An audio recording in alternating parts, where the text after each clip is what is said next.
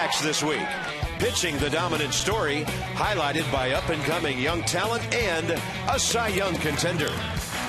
Will the bats break loose tonight, or will the starters rule again?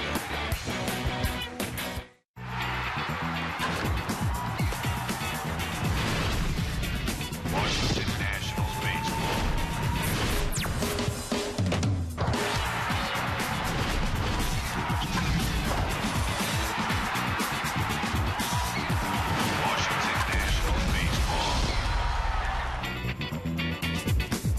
Time for some baseball. A lot of rain in the area today and across the Anacostia. It's the Diamondbacks and the Nats tonight. Arizona, a couple of games up on the Giants in the West, and the Nationals in the middle of a 5-4 homestand. Bob and FP, and our thoughts, of course, with Mike Flanagan's family tonight.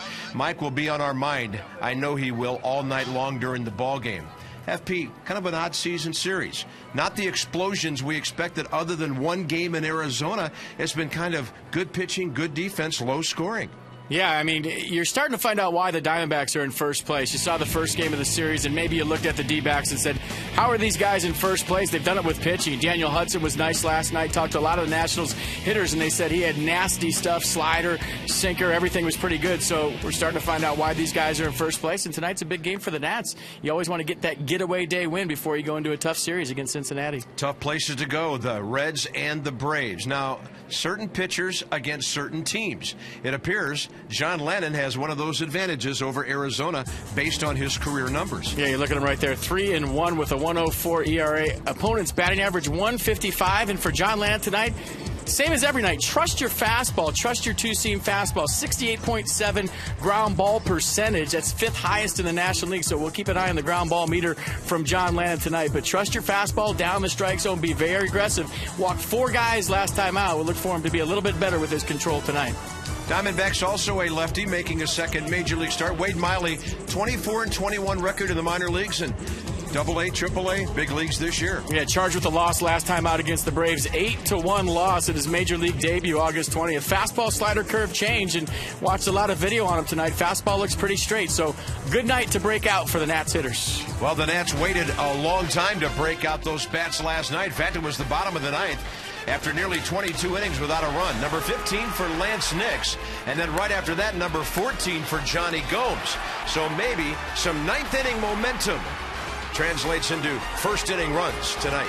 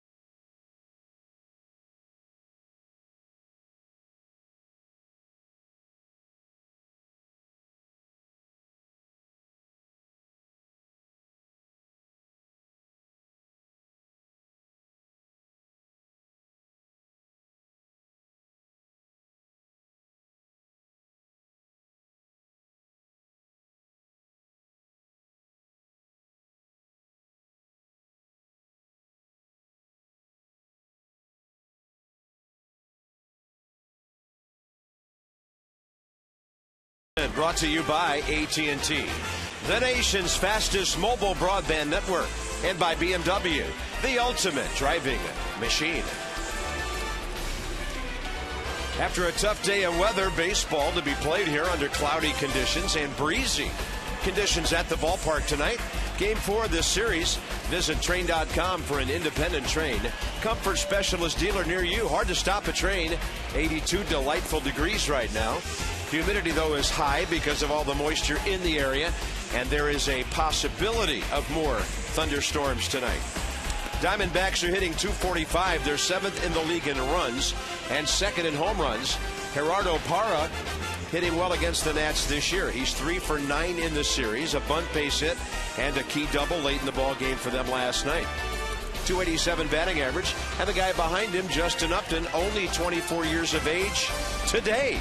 We'll tell you about how he ranks later with some of the best young hitters in the game. So John Lannon trying to get his record back to 9-9 as he makes start number 27. And last time out, took the 5-0 loss against Philadelphia. Remember, a drop throw on a pickoff play cost him a couple of runs. All in all, I thought he pitched pretty well. Pounded the strike zone, was very aggressive with a good fastball. And it's all about ground balls for John Lannon. We'll keep an eye on that tonight. Fastball, slider, curveball change from Lannon. Defense tonight for the Nats behind John Lannon. Gomes, Bixler, and Worth in the outfield. Desmond and Zimmerman on the left side. Espinoza and Morse on the right side. And Jesus Flores gets the nod behind the plate. Brian Bixler in center field tonight with his 3rd career start in that position. Yeah, John Lannon, 9 ground ball outs in that game. And you can see some of the really dark skies up toward the north. Hopefully that just keeps on moving east, stays away from the ballpark here, and baseball in its entirety tonight. John Lannon and Ryan Roberts. He's 3 for 12 with a walk, and we're underway at 7:07 with the ball slapped the other way out of play. Diamondbacks on the road, 35-33. Nats at home, 37-27. And Roberts checks in with those numbers plus an on-base percentage of .350.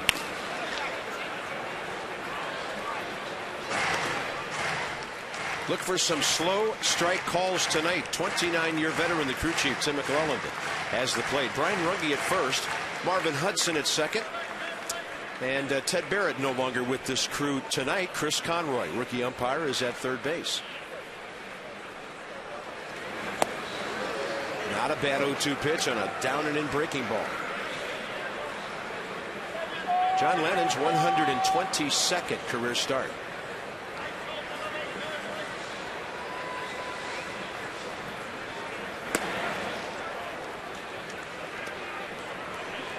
And John will go over 150 innings tonight. He threw 143 last year, 40 more at the minor league level, 206 with the Nats the year before that, so he's been durable. John seldom ever fails to go out there every 5th day.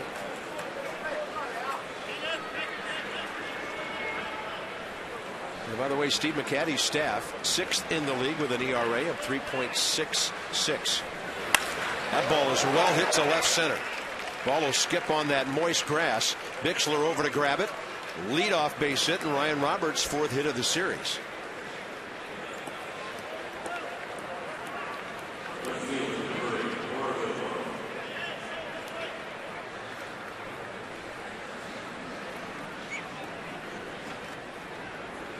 And we'll keep an eye on John Lannon out of the stretch now. And I think the last couple of starts, the last 3 starts, at Colorado 4 walks, at Philadelphia 5 walks. Philadelphia here last time 4 walks. What we always keep an eye on is that front side staying close and getting on top of that 2-seam fastball. Gerardo Parra, he's going to drag a bunt by the mound, and that's going to be a base hit. Espinoza couldn't get there. Lannon had no chance. Morse not much of a play. And for the 2nd night in a row, Parra gets a bunt base hit. 2nd hitter up in the game. Just a little false step by John Lannon cost him right there. If he cruises right by this pitch, watch him just hesitate a second right there. A little in between hop. Allowed Parra to get down the line as a pitcher. If you break to the bag right now and beat him there, you got a chance. But once you hesitate, there's no way Espinoza can get all the way to first. Last night, Levon got a strikeout and a double play to get out of a situation just like this. Justin Upton celebrating his 24th birthday tonight.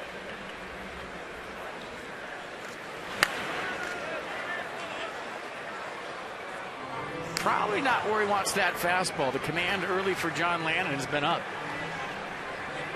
Challenge fastball 0-0 right there, chest high. He's hunting a ground ball right now, fighting to get it down the zone.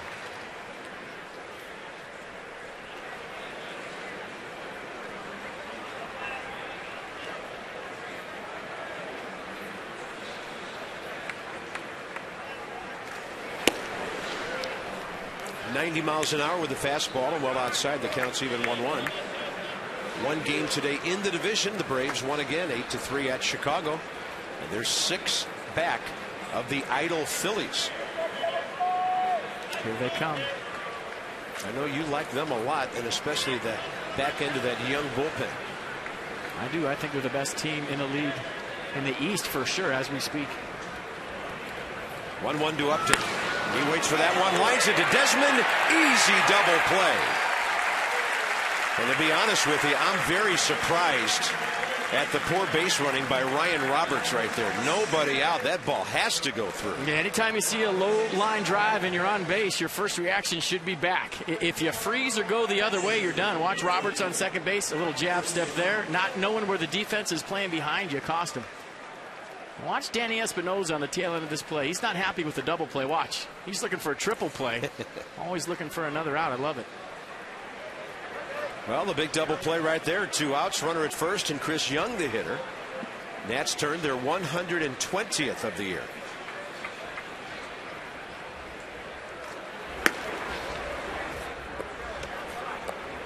I know everything we hear about Ryan Roberts and the way he plays the game. That's a surprising base running mistake by him. He is all in every facet. It's a little over ampage early in a baseball game. You're on base. You're looking to make something happen early. You forget where the shortstop is, and it's hard to see him right behind you. He probably thought that ball was right up the middle. Borderline pitch and ball 2.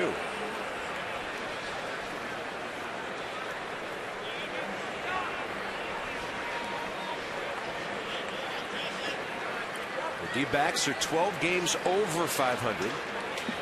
They'll do some scoreboard watching as they head for the airport tonight. Houston at San Francisco later. And John Lannon pours one in there. Strike 1.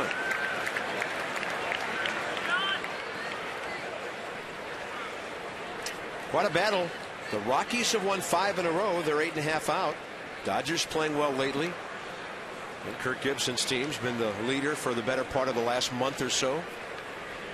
A lot of people checking out these games in San Francisco, the last 3. Yeah, they've got 6 left with the Giants.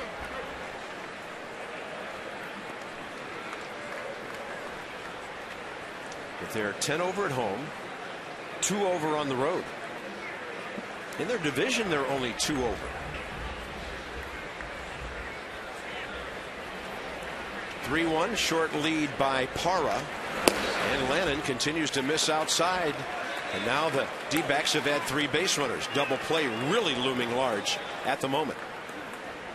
So John Lannon, that's now 64 walks against 85 strikeouts in nearly 148 innings. And John by no means is a prolific strikeout pitcher.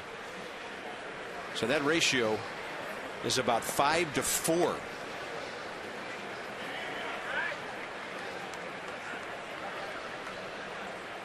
Lefty-lefty matchup now. Miguel Montero.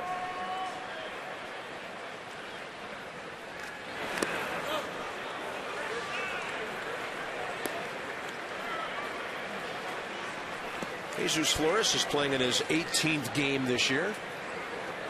Yeah, pretty good block by Flores. One out there wide on a slider in the dirt. Keeping runners at first and second. Nice job.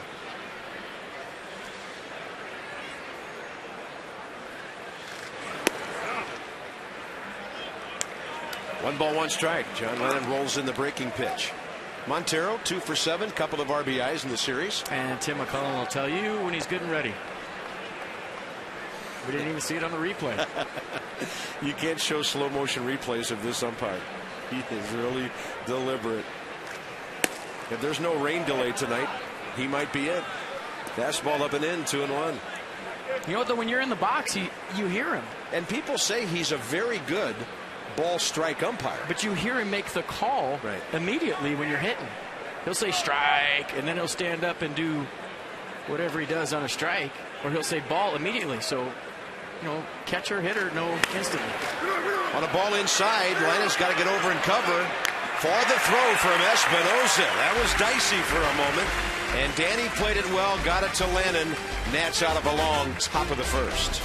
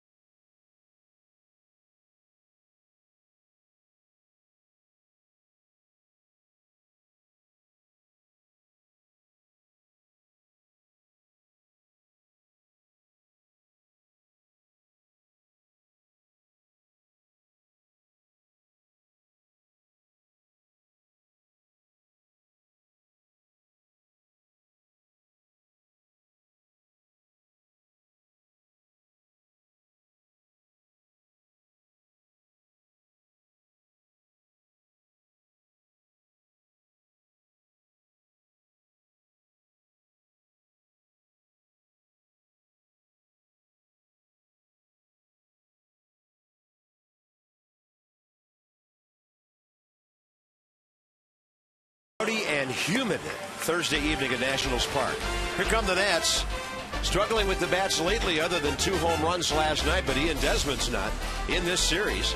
He is 6 for 12. He's wearing out the West, and over his last 12 games, he has suddenly had a resurgence here, batting .340. So a couple of hits tonight, and he's over the .240 mark for the year, and that would be just fine. Bixler in center. As the Diamondbacks throw a rookie left-hander, Wade Miley, who is 24 years of age. He's a Louisiana kid, taken in the draft back in '08. Second big league start for Wade Miley. First one didn't go so well. 8-1 loss in Atlanta in his major league debut on August 20th. 5 runs on 7 hits, 2 walks, 5 strikeouts over 4 innings through 76 pitches. He was 8-3 combined at AA Mobile and AAA Reno this year. 4 wins in each place. ERA was better at AAA, 3.64, than it was at AA ball. Ian Desmond shows bunt. That gets Roberts on the move from third. Watched a bunch of video of Miley today. He's a crossfire guy. He'll step right into the Nats dugout, throw across his body way on the third base side of the rubber. He'll just step straight across right there and throw back across his body. Usually that's a little bit tougher to pick up at home plate. It'll be rough go for lefties tonight, but when you look at the lineup, there are none, except for long ball Landon hitting ninth. On the corner, he gets a 3-0 call.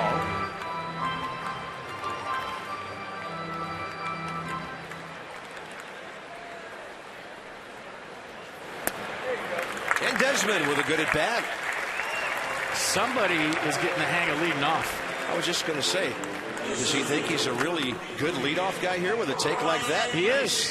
He's been raking. Let's check out the D-backs lineup tonight behind Miley. Parra, Young, and Upton in the outfield. McDonald and Roberts on the left side. Hill and Goldschmidt on the right side. And once again behind the plate for the 4th day in a row, Miguel Montero. Ian Desmond's on-base percentage coming into this game is just .283. But right now he's getting on base, and that's really all that matters. It seems like, Davey Johnson's been talking about how he slowed the game down defensively this year, but hasn't been able to do it offensively. I think he's finally slowing the game down in the batter's box. That was a leadoff hitter at bat. He was taken all the way there, 3-1, trying to get on base. And Bixler was showing bunt for a hit there. In this series, Brian 1 for 4. And he's playing in his 63rd game of the year. He's a defensive guy, can pinch run, pinch hitter. So in those 62 games, he has exactly 62 at bats.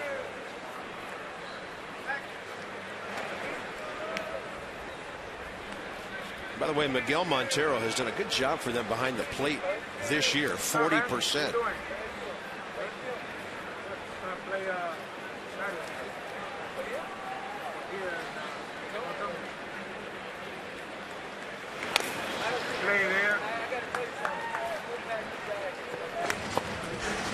Miley goes 6'1", 219. Played at Southeastern Louisiana University in the Southland Conference. And in one of those years, he had 119 strikeouts. He'll be facing a guy from UVA in a moment.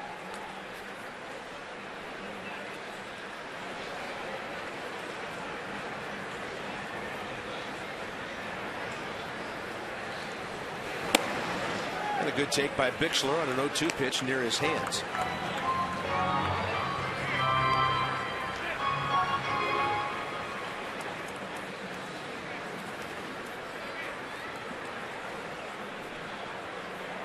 Well, they're ahead in the count. Let's see if they pitch where the outfield's playing, which is slightly to the right. That ball is away. And Bixler is off to the races. Hill knew he had to hurry. Aaron Hill throws him out. Desmond down to second, 1 out. Yeah, pretty good play by Aaron Hill. There has to be some kind of history there between Bixler and Hill, because we've seen Brian Bixler surprise the opposition on defense a bunch this year with his speed. So whether he came over from the Blue Jays and they told him in the clubhouse, hey, this guy can really run. Nice job of getting rid of the baseball by Aaron Hill. When he first hit that ball, I thought it was a base hit all the way. Yeah, from up here sure looked like it. Second game for Hill and McDonald from the Blue Jays over to the D-backs, playing together up the middle. Ryan Zimmerman 2 for 12 in this series.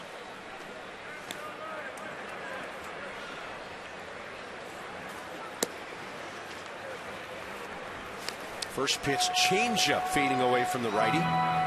See, this is an opportunity where I think Ian Desmond can get off the schneid on the stolen base thing. He's been stuck on 20 for a long time, but if you watch Miley, pretty deliberate to the plate with runner on second. He was pretty quick while Desmond was on first. It's a pretty slow delivery right there, and if the middle infielders fall asleep and you get a good jump, this would be a great time to steal third base.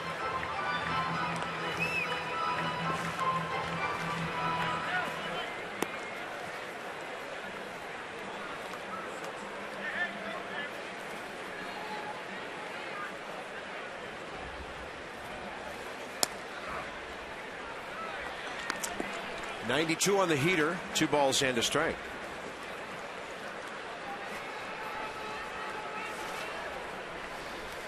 Well, Zimmerman, Morse doing lots of damage in the middle of that lineup these days. Michael hitting .316, 6th in the league, and a 2-1 to Zimmerman, way inside, gets away, but it's toward third, and Desmond freezes.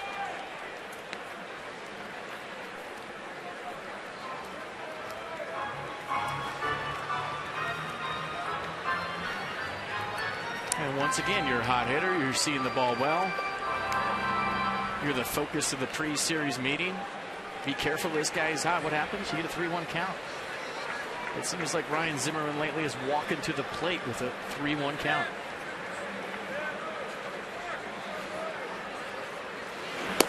They'll take a fastball off the plate, and the Nats have a couple of walks here in the first 3 hitters, and an early key spot for Michael Morse coming up. Michael Morse has started to show up on the league stat sheet in lots of different categories. We've been talking about his slugging percentage for a while, his home batting average, his night batting average.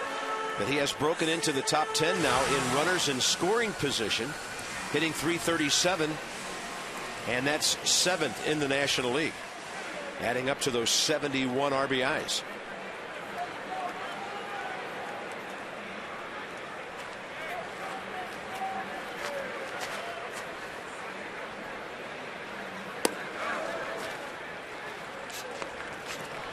And that's been the book for about the last 3 weeks on Michael Morse. Fastballs on the inner half early in the count, off speed late.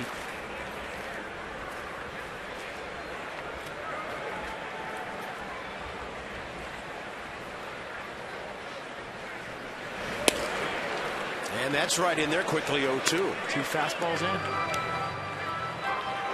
Michael in this series has walked, been hit by a pitch, and he's 2 for 10.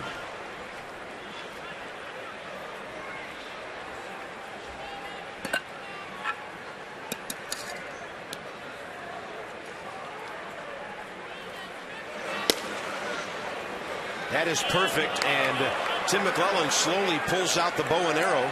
2 down. Wow. I'm going to show you the sequence of that at bat. It's quick, don't blink. It's 3 fastballs on the inner half.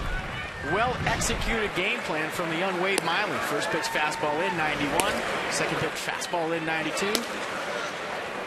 Third pitch fastball in 93, and Michael Morse was a pair of shoes. On the Verizon Pitch Track, America's largest and most reliable wireless network. Jason Worth back in the lineup tonight.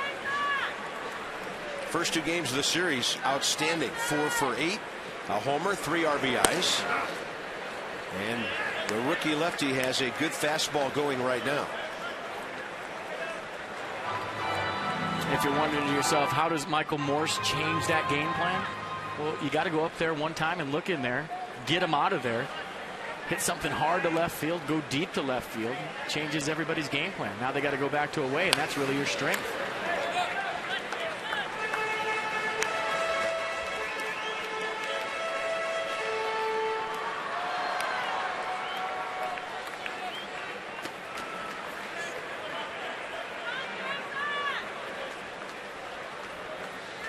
They played their outfield defense exactly the same against all these right-handed hitters. Everybody slightly to the right side, and then he keeps busting people inside. Other than Bixler, who he got off the end of the bat to the second baseman.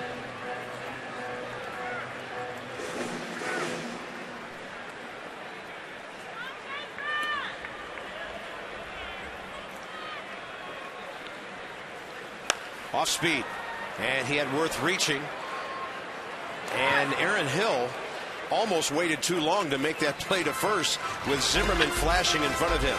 Nats get 2 walks in strand 2.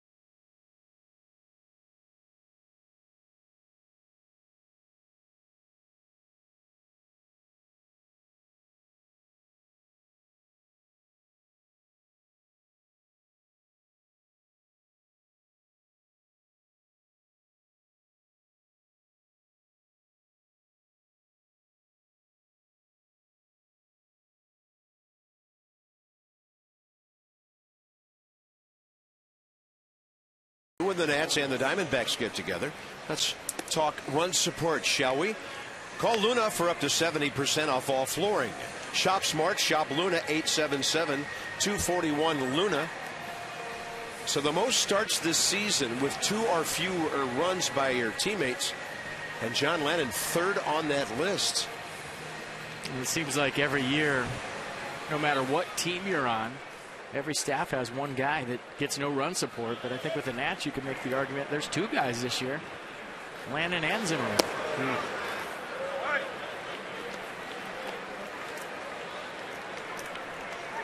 Here's Paul Goldschmidt, the rookie, who's 0 for 5 in the series and batting .230 overall.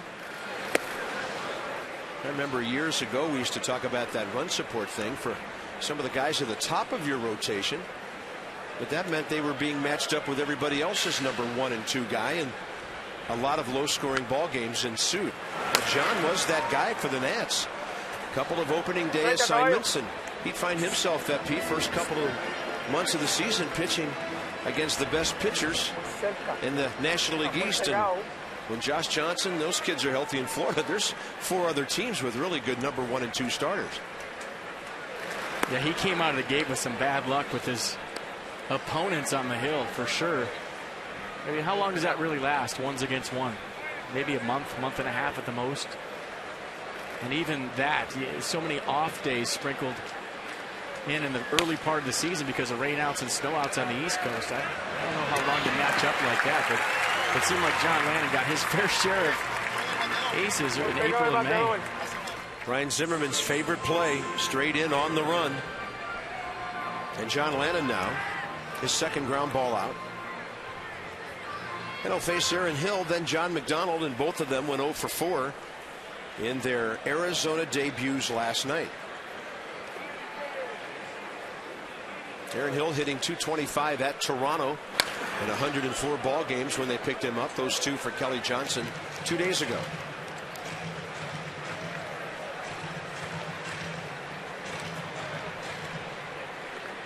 Yeah, the new middle infield for the Arizona Diamondbacks. Didn't show up offensively last night, but they sure won the game with their gloves. John McDonald made a sweet play going up the middle on a Ryan Zimmerman ground ball. Aaron Hill was all over the place at second base, getting dirty, diving, making great plays. So 2 sides of the game, number 11. And another line drive to Ian Desmond. 2 quick outs for John Lannon here in the top of the second. If you call right now and place a deposit on season tickets for next year, a lot of things suddenly happen to you. First of all, you get a free autographed baseball. You get 2 free season tickets for next year, so a total of 4, and you get the rest of this season free. And we've still got a lot of baseball to be played yet, and Steven Strasburg is on the way with some other kids coming up from the minor leagues. So right now we've got operators standing by here at the ballpark at 202-640-7990. And those are just the tangible things you mentioned. And not to mention how your life will change, how people look at you because you have season tickets. That's right. And you can give them out whenever you want to whoever you want to, and be big man on campus. Discounts on parking.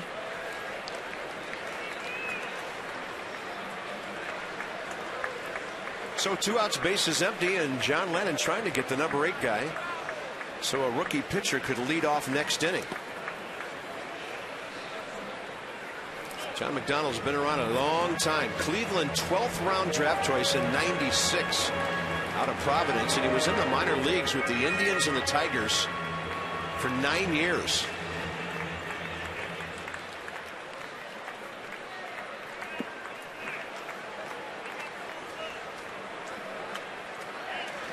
Lannon with a 2-2, and no way for Desmond to catch that one.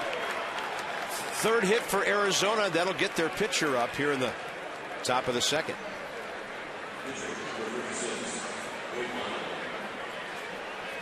So John McDonald says, Aaron Hill, yours was too low. I'm going to hit one right over shortstop. Yeah. He's got the first hit by a new D-back here. It was a strange game. Aaron Hill hit his right on the screws. You can't hit a line drive any harder. And John McDonald did his right off the end of the bat for a knock. Thank you very much on Miley with a 1-pitch out, and the top of the second is over. John Lannon stranding 3 runners already. Espinosa, Gomes, and Flores coming up.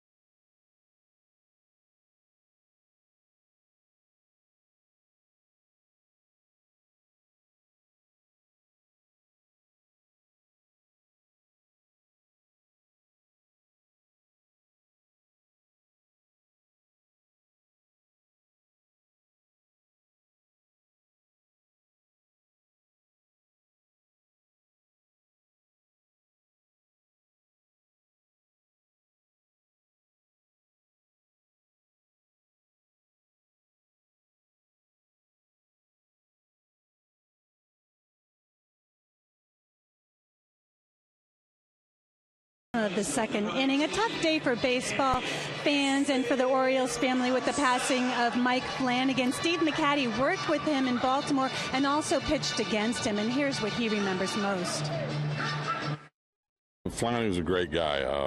The first time I ran into him was in winter ball back in the late 70s, and Scott McGregor was down there, Eddie Murray, and all those guys, and just a great guy, funny, great to be around, and he was a real tough competitor when he pitched. You really enjoyed being with him.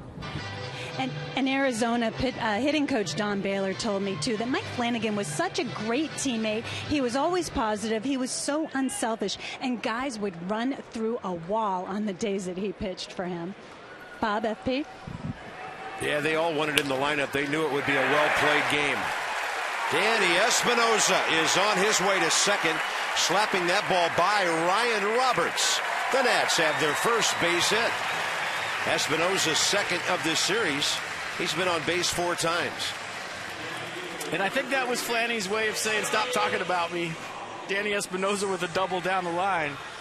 And that's in business right now. Leadoff man on, leadoff double. And when you look at Espinosa's stats this year, 278 from the right side, just 214 from the left side. Little break tonight. Hitting right-handed, 1 for 1. That brings in Johnny Gomes, hitting 207 as a Nat, 210 overall. And Johnny's had a nice moment or two in this series. A homer, couple of RBIs, and 2 for 7.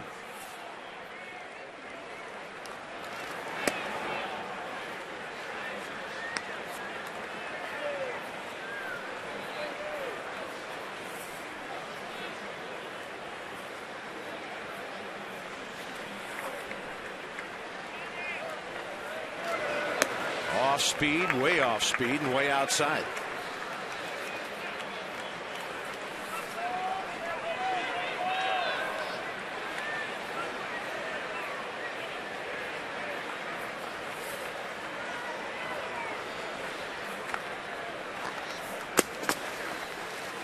And Gomes taking another off-speed pitch. Ball 3. Yeah, runs have been tough to come by lately. This is where situational hitting becomes huge. Getting down to the bottom of the order. Would he have the green light here? He didn't like the location. It was low, and the Nats have 2 men on. That's the 3rd walk issued already by Wade Miley. And it works down to Jesus Flores in the number 8 spot.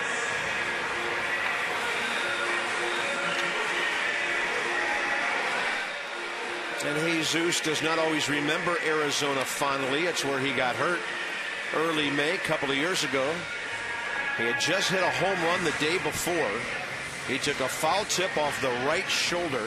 I mean, just flush on the front of that shoulder. And he was hitting .301 with 15 RBIs in 29 games when he was hurt on May 9th.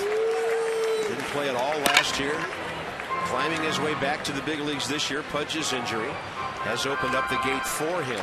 And right now he's hitting .244. Only 23 ABs in 8 games. But he's had 8 hits over those last 8 games. Pudge, an interested observer.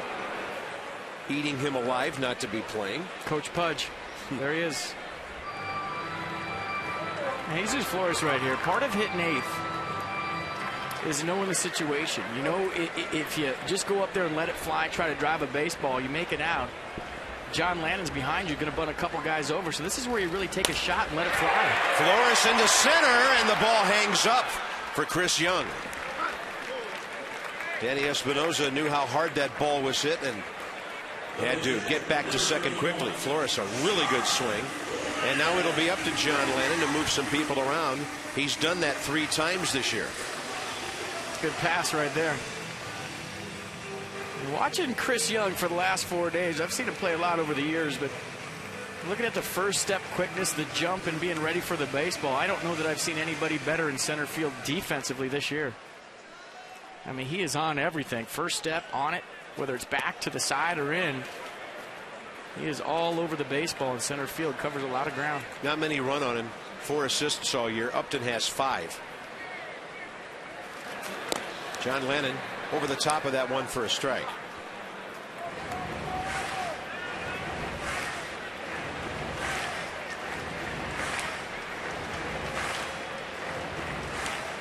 Well, really dark skies have moved off to the north and the northeast. It's actually quite pleasant and a little lighter overhead at the ballpark right now. Bottom of the second, Espinosa doubled, Gomes walked. And after the Flores line drive, John Lennon has taken a stab at two of them and fouled them both straight back. Don't know if the heart was quite in that bunt attempt. Anytime you're facing a lefty and you are a lefty, the ball's coming kind of right at you. See John Lennon kind of bailing right there, balance going back toward the dugout. Even when you talk to the most accomplished bunters, if they're left-handed facing a lefty with a little fuzz on the ball, it becomes a difficult AB. Can't be selective anymore about where you want to bunt it. And that'll be a strikeout.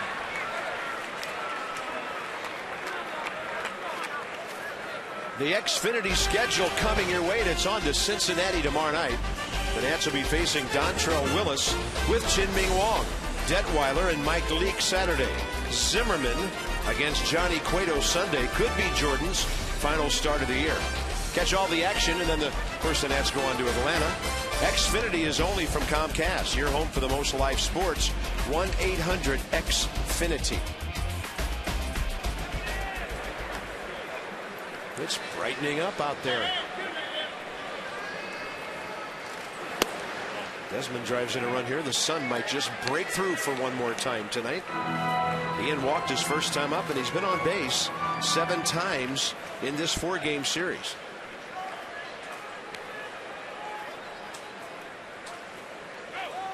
The runners are going, and a double pump by Montero.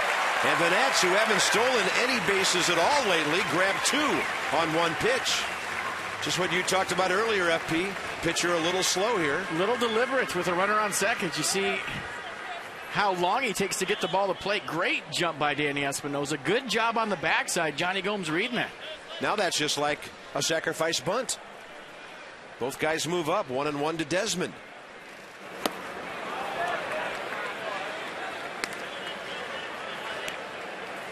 If you're the trail runner and you're on first base with a runner on second base that might steal, your only job is to look at the runner on second and to get as good a jump as he does. If it surprises you, you take off. A lot of teams will put on plays where they throw behind and throw to get the runner at second base. So good heads up by Johnny Gomes going with Danny Espinosa. And Desmond will take a fastball inside, 2-2. And you know what? It's a cheap stolen base. That was Danny's 13th. And for Johnny Gomes, his 6th of the year. Because if the first guy makes it, you make it. It's a bag on the backside. Oh, yeah. So the Nats stolen base total up to 90 on the year.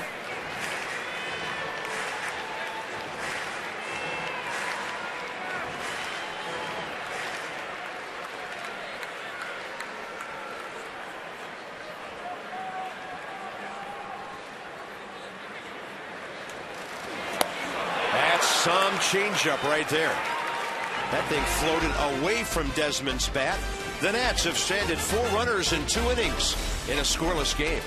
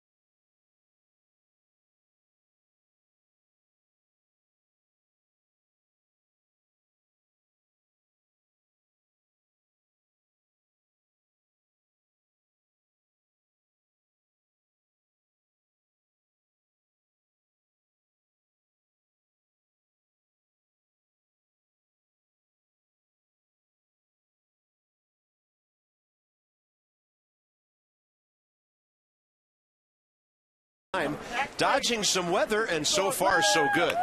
Saturday night, AAA baseball. Now it's Rochester at Syracuse. And of course the focal point, Steven Strasburg, making his next rehab start. Now if the Orioles game would happen to go way late, the start of that delayed telecast would be delayed. So hang with us on MASN Saturday night. A lot going on. The Nats at Cincinnati on MASN 2. The Orioles are playing, and Steven Strasburg pitching. Same night coverage of his next rehab start.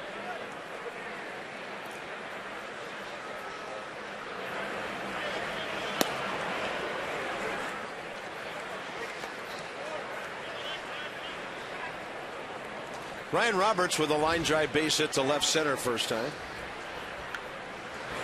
And Strasburg up to 70 to 80 pitches his next start in Syracuse. Nice. Took batting practice yesterday. Got into the swing of things offensively. He's getting close, folks.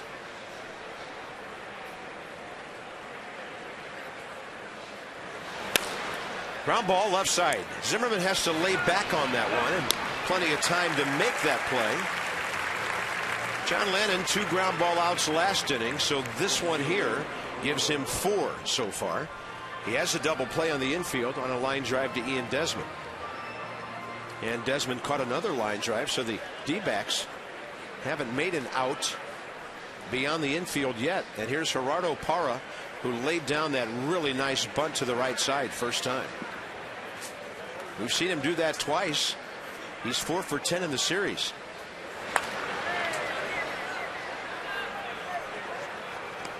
Of course, Arizona, a lot of young players. Mike Rizzo was out there for a number of years, and they were the organization of the year in Major League Baseball several years ago under Mike's watch. They have a lot of kids still in their early to mid 20s.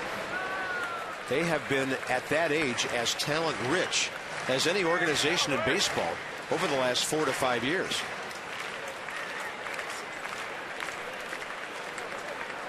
And they're in first place. What's better than that? 0-2. Lannon had Parra reaching.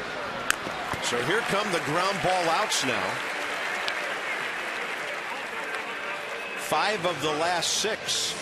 Let's talk about Justin Upton, who turns 24 years old today. One of 6 players all time with as many as 85 homers and 60 steals before that 24th birthday. And you'll see a pretty cool list here in a moment of the others. His trivia fact number 2 that he doesn't like being hit in the elbow. That is well known. That's not trivia. Everybody knows that. In this series, Upton 2 for 8 with a walk and, yes, hit by a pitch.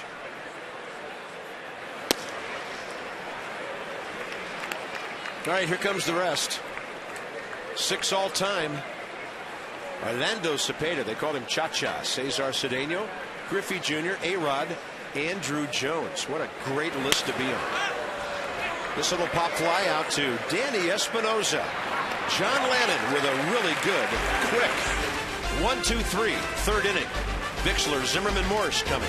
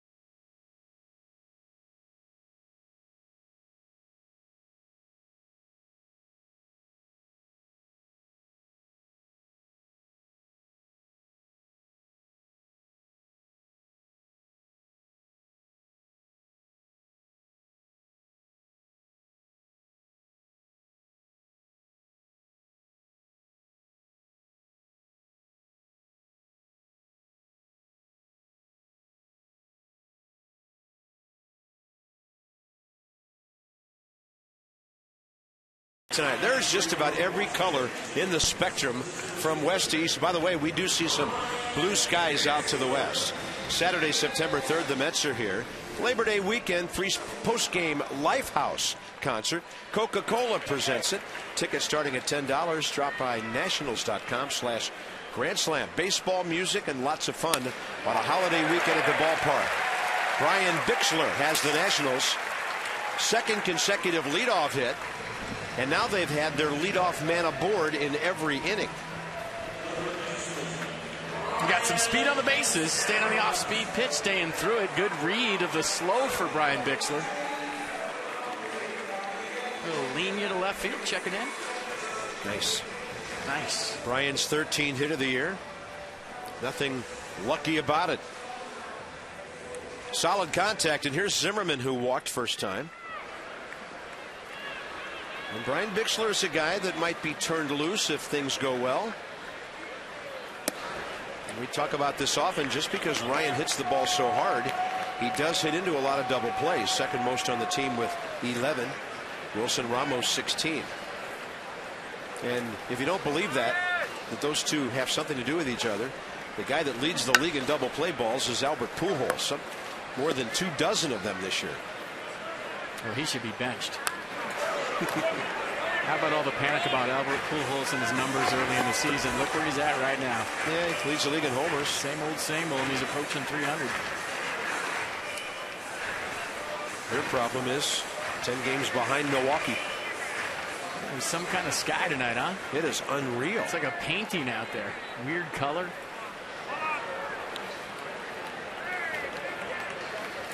Crazy clouds. We just want folks this weekend to be on the lookout for all that weather that's approaching. I mean, we didn't mean to leave you, but the schedule says we have to go to Cincinnati. Earthquake, hurricane. When are the aliens landing? Well, the Mets will be here next weekend. Everybody else is on the Mets case right now. Just kidding. Breaking ball, good take by Zimmerman, 2-1. Mets and the Dodgers on the next homestand.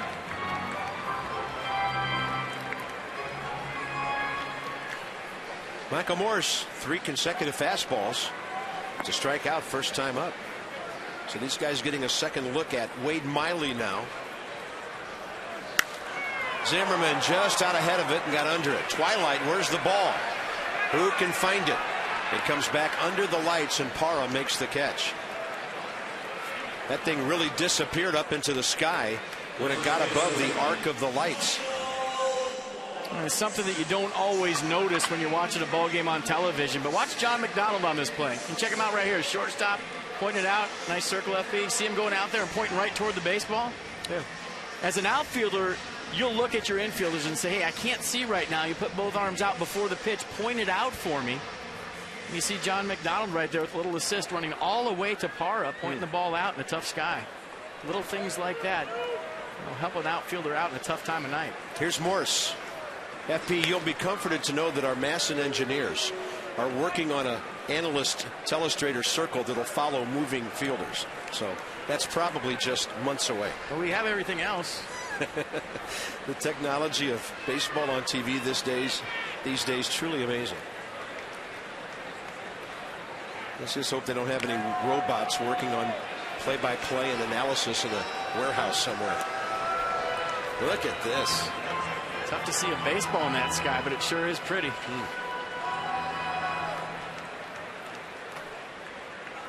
was the aliens I was talking about.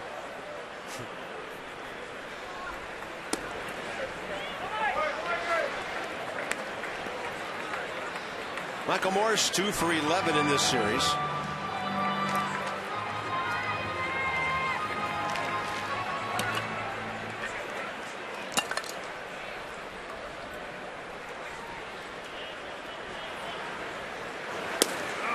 Now he's giving Michael Morse some breaking stuff to look at. And the count's even 1-1. This is the only ball game in progress in the National League tonight. Only 4 ball games the entire league. Pittsburgh, St. Louis in about 20 minutes, and later Astros at San Fran.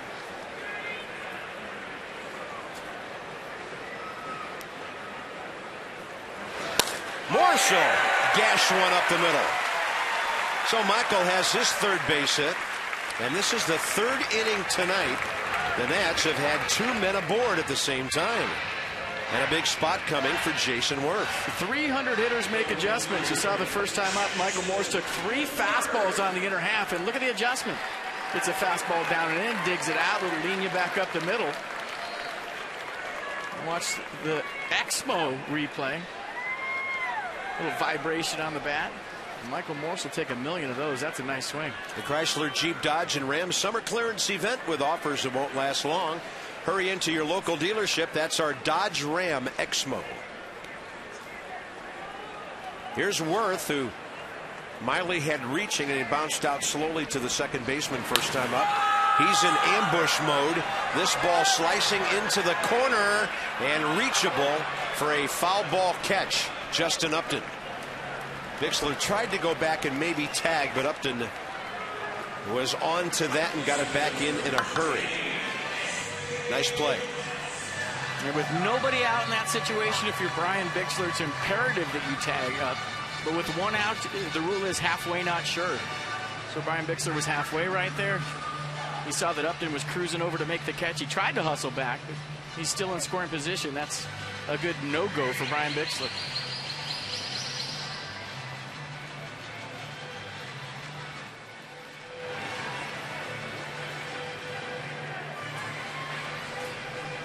Danny Espinosa pulled the ball right over the third base bag for a double first time up. That was the leadoff hitter last inning. About time for Danny to make his move towards 60 RBIs. First pitch changeup. Miley has a good off-speed pitch.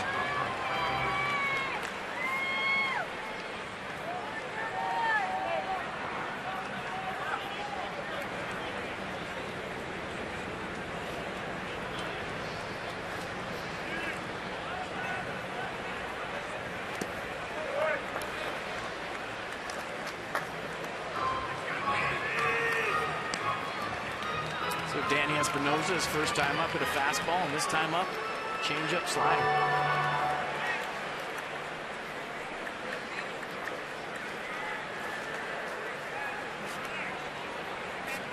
No score, bottom of the third. Espinosa couldn't stop his swing on another off-speed pitch, down and in this time. Another slider, back knee variety.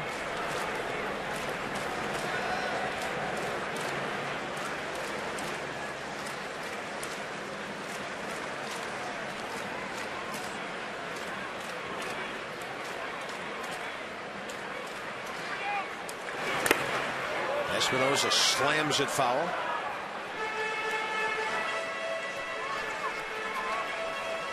Well, now we're checking out the sunset. Just an amazing night here visually. Scoreboard taking the back burner to the sky here tonight. There's your sunset out toward the Blue Ridge Range. 1-2 to Danny. Breaking ball. He waits for it, but not long enough. He'll stay alive.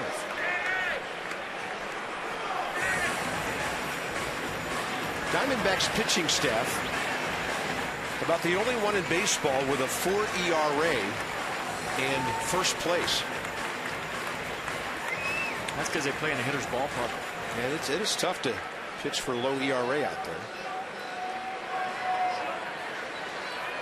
Even Milwaukee, in their ballpark, their ERA 3.71, playing half of their games at home. Espinosa strikes out on a breaking ball. Well, 3 innings in a row, the Nats have lacked that 2-out hit. They've stranded 6. On to the middle innings now, scoreless.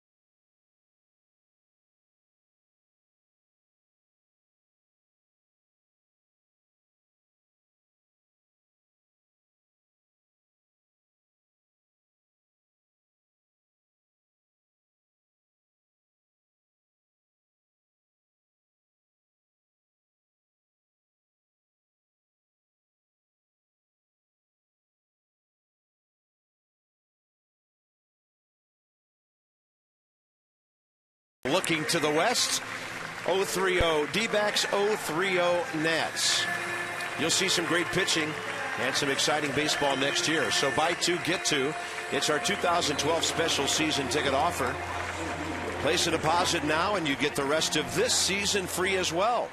202-640-7990, 202-640-7990. And right now, an autographed baseball coming your way as well. And you know why this season free as well is important? Because if everything lines up the way it's supposed to, Steven Strasburg's first start will be September 6th here. And his first 3 starts are lined up to be right here at Nats Park. What's better than that?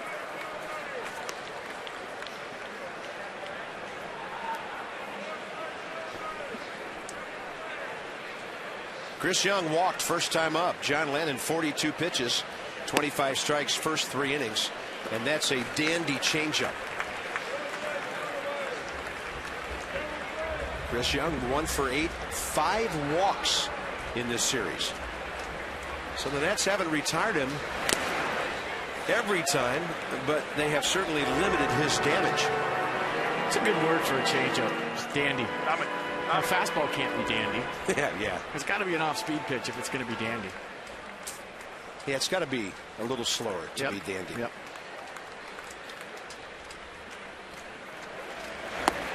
And that is a snappy breaking ball.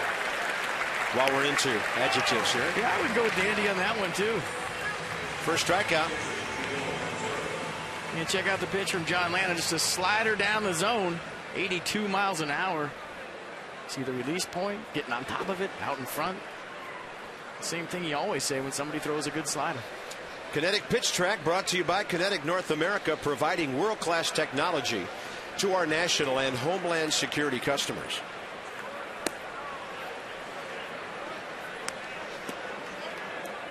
Miguel Montero grounded out to the right side first time.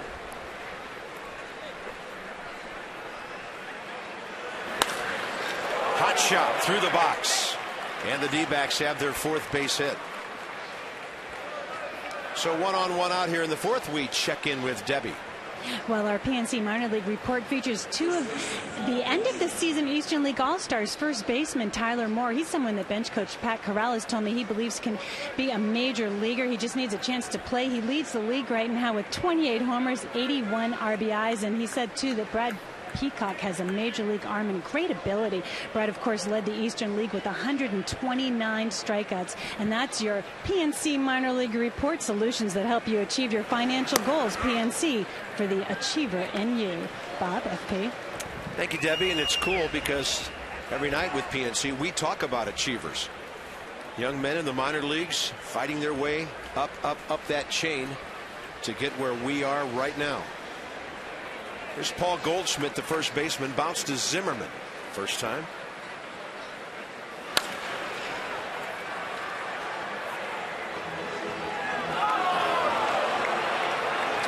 Big, strong right-handed batter, just feeling his way through his first major league experience. 8th rounder just 2 years ago. And last year he was playing single A ball. And the first home run off Tim Lincecum August 2nd. Second home run off Cliff Lee August 17th. How about that? 2 pretty good names to put in your book. He jacks this ball up the middle. 2 on, 1 out. D-backs doing that up the middle thing here. And they have 5 hits to 3 for the Nats. It'll bring in Aaron Hill with John McDonald to follow. So a 6-game losing streak the other day, and there was the earthquake. The Diamondbacks got here late. They didn't take BP. They won. Yesterday, Kirk Gibson said, you know what? They worked the other day. We're not going to take BP, and they won. So you talk about a manager that's superstitious. And the rain today, no BP for either team. Yeah, everybody was in the cage today. That ball slammed. Oh, what a pick by Zimmerman. Espinosa the turn, and Michael Morris will pick it at first. That's the double play of the year right there. Just flags it down right there in between hopping. Watch Espinosa hang in there on a tough slide. Good pick on the back end.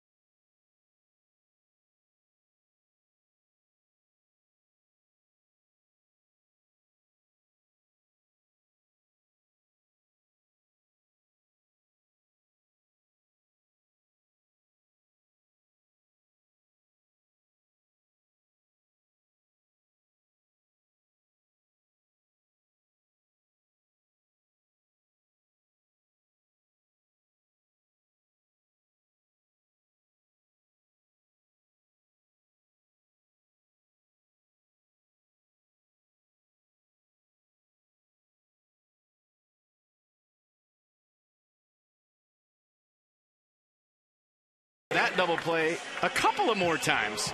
And check out the in-between hop that Ryan Zimmerman gets. I'll tell you what, that's the first good play. Second good play is Espinoza hanging tough with Goldschmidt bearing down. And the third part of that play, the pick at first base by Michael Moore. So watch the soft hands on the in-between hop. Kids at home, that's why you feel down to up. You start below the baseball and go up with the baseball as it hops. It'll go into your glove more times than not. You look at Espinoza hanging tough. That is no small kid coming into him right there. Gets some air, gets out of the way, lands on the ground, and watch Michael Morris. He's been soft and nice with the glove all season long. Big long hop right there. That's one of the better double plays we've seen all year. Gave each guy a star on that one. Got Paul Goldschmidt, 6'3", 244, bearing down on Danny Espinoza. Here's Johnny Gomes looking for a first pitch ambush, bottom of the fourth. Walk, stole a base right behind Espinoza on that double steal 2 innings ago. Yeah, it's got a bad break when those guys were on leading off, and Jesus Flores scorched one right at the center fielder.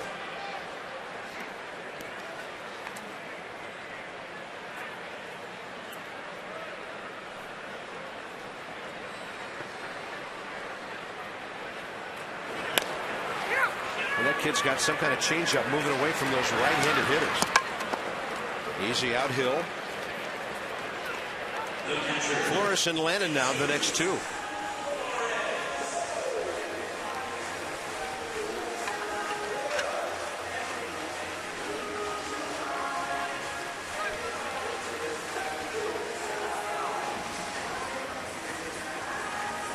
Jesus Flores, one of the hardest hit balls of the night. Right at Chris Young with 2 men aboard, second inning.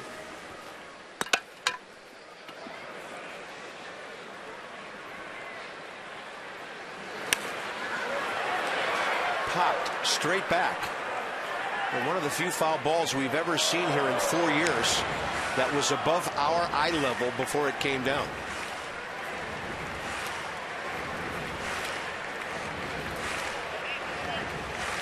Wade Miley's been nice so far in this game. He's thrown a lot of fastballs into the big right-handed hitters for the Nationals. But if he leaves one of those fastballs out over the plate and doesn't get it in, hasn't really happened so far. He's been pretty consistent on one side of the plate. The reason a lot of guys don't pitch in consistently is they're scared to pitch in, because if they miss by a couple of inches, it goes a long way. But what he's doing effectively tonight is making hitters aware of the fastball and setting up all of his off-speed away.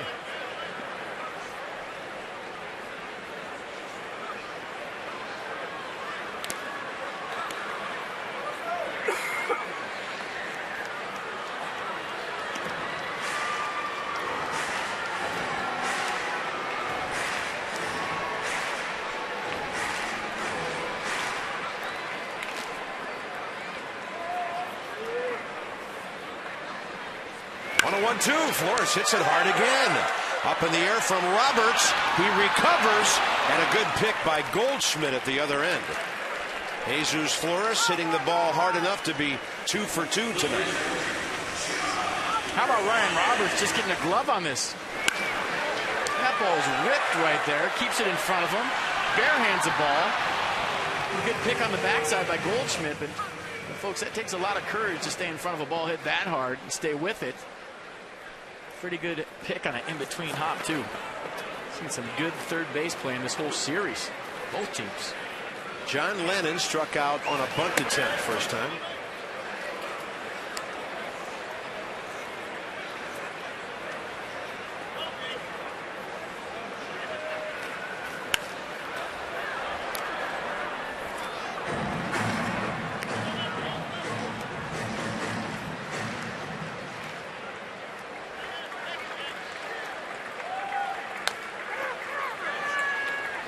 Another really good off-speed pitch. So a 1-2-3 fourth for Wade Miley. This one scoreless.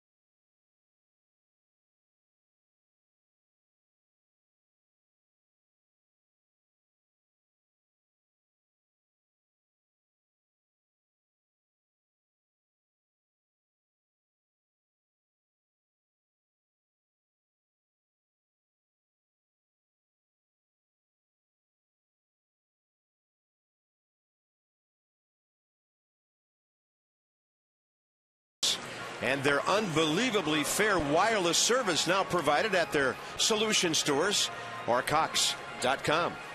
So the Nats unable to get a hit with a runner in scoring position tonight, leaving 2 runners each of the first 3 innings, and then the lefties are matching up very well. And John Lannon pitches his way out of trouble early. Probably not the way he drew it up. We see all the ground ball double plays from John Lannon, but he gets a line drive double play to get him out of a jam in the first. And then how about the defense for the Nats? First, this great double play, probably the double play of the year, made by Ryan Zimmerman on the in-between hop, and then with a couple of guys on, Desmond strikes out, Espinosa strikes out. So Wade Miley making some big pitches in some big situations. 64 pitches, 40 strikes for him. 52 pitches for John Lannon through 4 innings, 34 strikes. So he's averaging right at 13 pitches per frame. There's a 1 pitch out as Ryan Zimmerman takes care of John McDonald. Guys are on the plate. Defensive players, the balls of their feet, making plays everywhere. I'm sure as much as that one hurt for Matt Williams at third base, the double play that Ryan Zimmerman made, there was a part of Matty Williams that was watching that saying, hey, that's a good play. That's how I used to make them. That he did. He had a pretty good seat for it, too.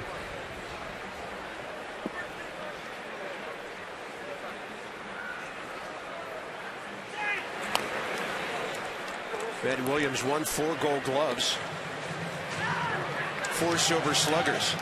So he was the best defensive and offensive guy at his position for quite a while.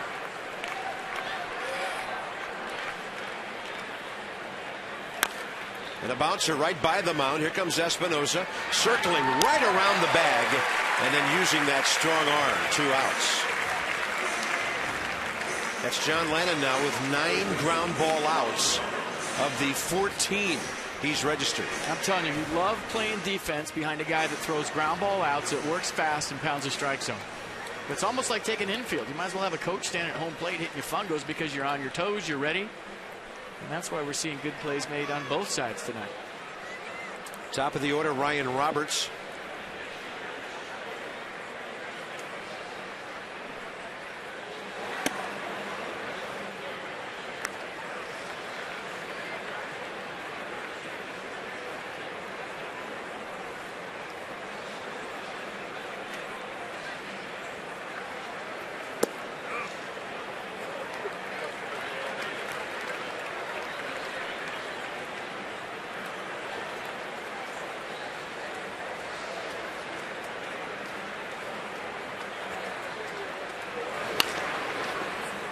And going right after guys. Tremendous work rate here.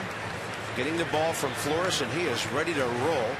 And of course, these 2 guys have worked together quite a bit this battery. And going after guys in an 0-2 count. I like that. Yeah, that doesn't mean he's laying it in there either. Quality pitches. How about the 3 ground balls and 10 in the ball game now? Something's got to give offensively. Maybe Desmond gets it going. Bottom 5.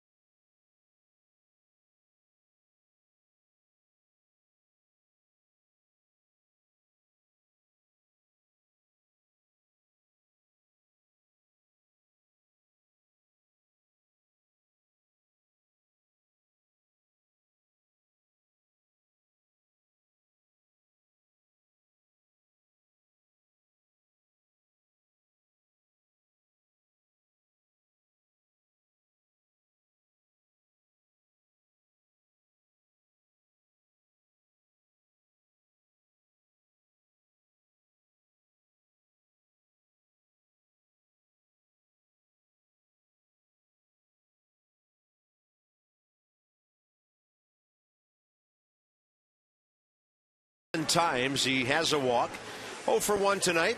Debbie Taylor has our AFCIA sideline report. Visit AFCIA.org, the Association for IT Pros. Debbie? Well, he has definitely done a nice job in the leadoff spot. And David Johnson told me today that he actually had a conversation with Ian Desmond and compared him to Barry Larkin. I mean, I don't pass that kind of compliment around lightly. He does a lot of things that Barry used to do.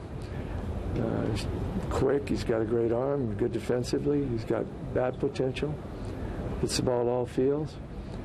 And, you know, Ian Desmond is going to be a heck of a ball player.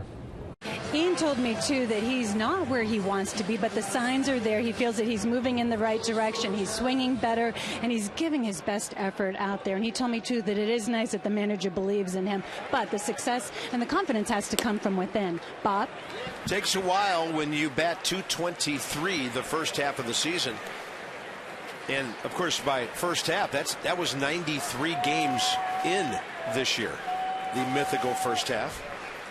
At the All-Star break, Desmond's going to lay down a bunt, but he's not going to lay it down. He's going to pop it up. 2 unassisted on that grab. That's some high praise, throwing some Barry Larkins around in comparison to Ian Desmond. Barry Larkin, one of the best shortstop I ever played against.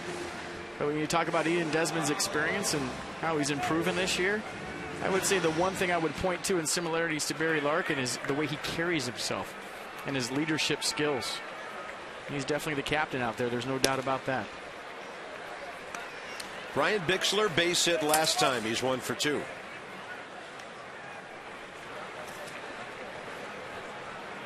Got his batting average up over that 200 mark. Hopes this one drops, but it won't, as Upton comes in to get it. You don't get many line drives in front of or between the guys who play center field and right field for this Arizona ball club. They're used to patrolling that spacious outfield in Arizona. When they get to a normal outfield, they got it covered for sure.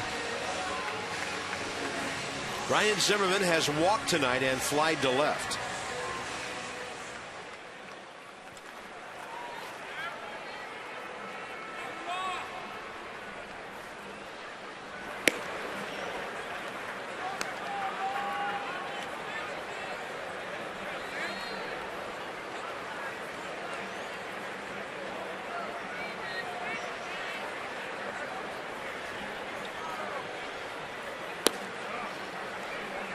Couple of heaters, 2-0. Pardon me, 1-1. Well, you're just used to saying 2-0 because it seems like that's the count every single time he walks up there lately.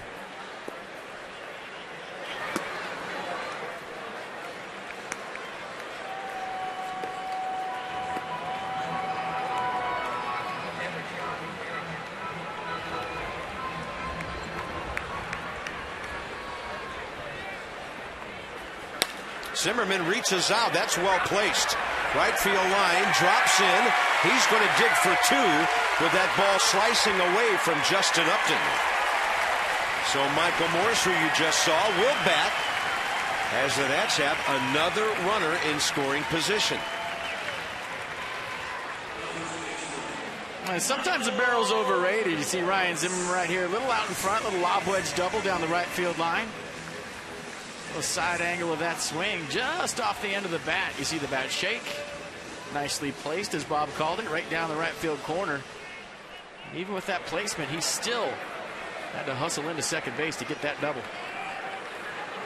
Michael Morris base hit last time.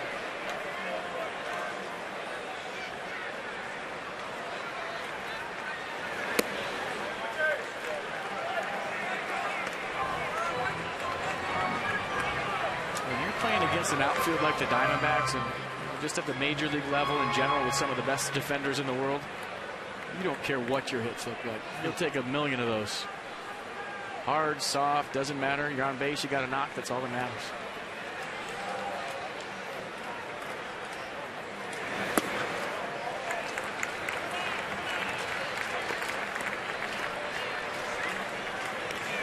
We showed you our game summary a few moments ago with that 0 for 7 on it. 2 runners stranded each of the first 3 innings.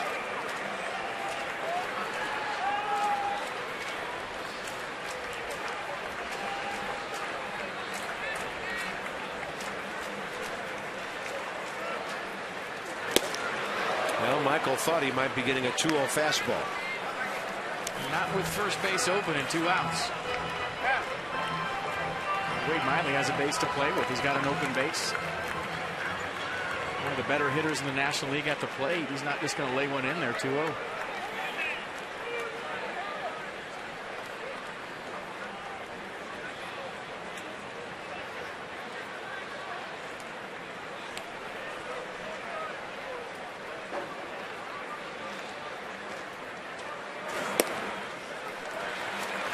Three and one now with Jason Worth on deck. See, this is where, as a hitter, you start thinking maybe too much. I know I did in these situations. He threw me a 2-0 change. First base is open. Is he going to throw me a 3-1 change? You step in and you say, okay, I'm going to sit on a change. He throws a fastball right down the middle and you're kicking yourself. But sometimes in these situations, you have to guess and maybe sit on something else. And he goes fastball, misses upstairs. And I'm doing it as a broadcaster, too. Thinking too much.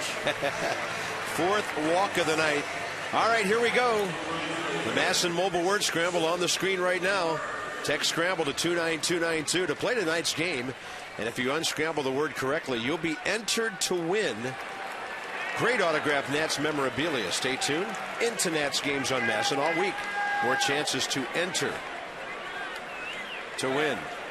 If you don't get that one, you're slower than the color analyst, which is not good.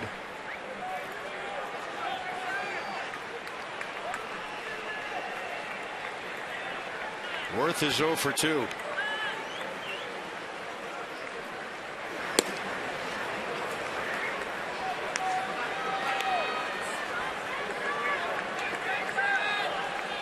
Jason Worth, the bouncing ball to second. Foul out, right field line. And a chance to add to his RBI total of 48. Right on that heater. That's some kind of frustrating when you're on a pitch like that. You're looking for it, you get it, and you foul back. It'll make you walk around and talk to yourself.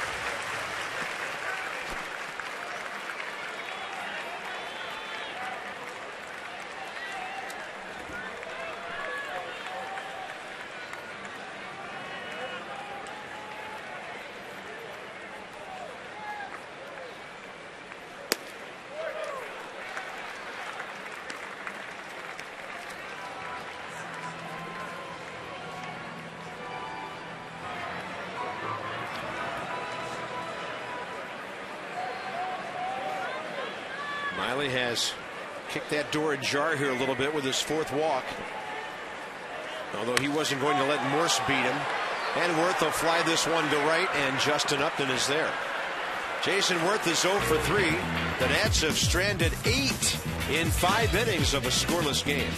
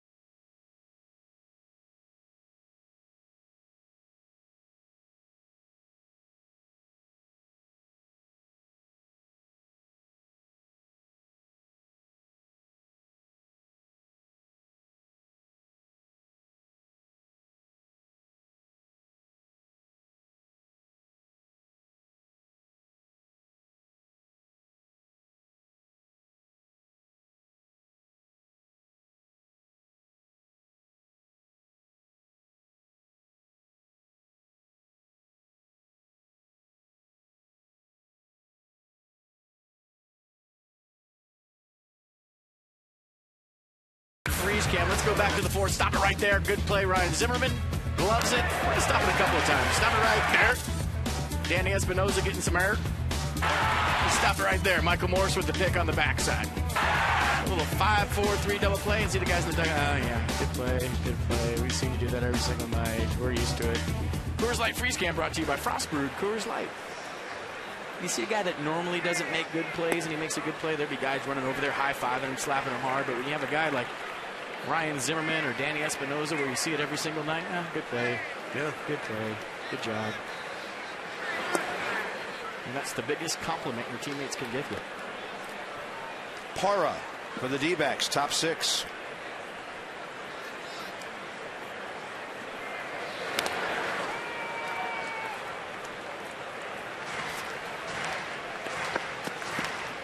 Arizona box score. Not as much frustration with runners in scoring position as the Nats, but they've collected one more hit, 5 over 4. And they've stranded 4, the Nats 8. Top of the 6th.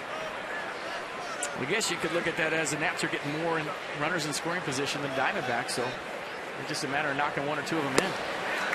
Off speed, and Lannon pitching beautifully tonight. Spacing out his strikeouts. That's only the 2nd of the night. He has 10 ground ball outs. Check it out one more time. 1-2 pitch down in the zone, way out in front. And tough to stay back. And John Lannon's been nice. Getting strike 1, keeping that front side closed. So after some early nerves, maybe a little overexcited in the first inning, he settled in very nicely.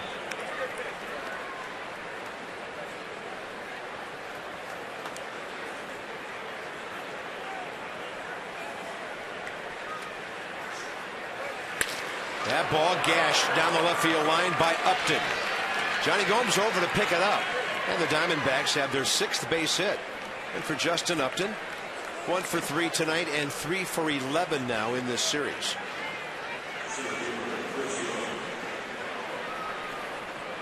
You see, this is where I would have trouble as a major league manager, because in a 0-0 game in the top of the 6th, maybe my team hasn't been swinging the bats like they normally have. I'd get antsy right here and try a hit and run early in the count and give him a steal sign. And we see it every night. Most time managers play this straight up.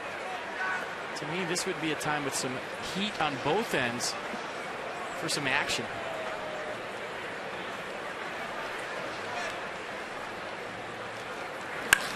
That ball is killed to left. Arizona 2, Washington nothing. Chris Young with his 18th of the year.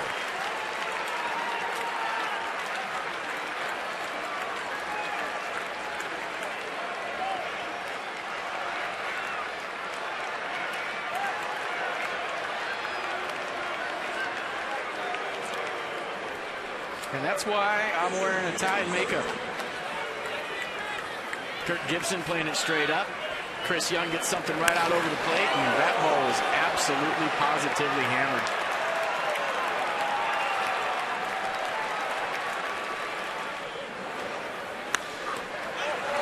And the ball popped up on the first pitch. Jesus Flores to have a look.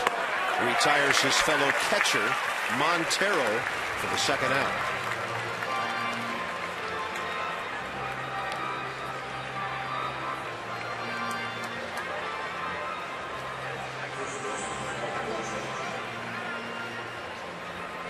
That will bring in Paul Goldschmidt, 1 for 2 with a base hit.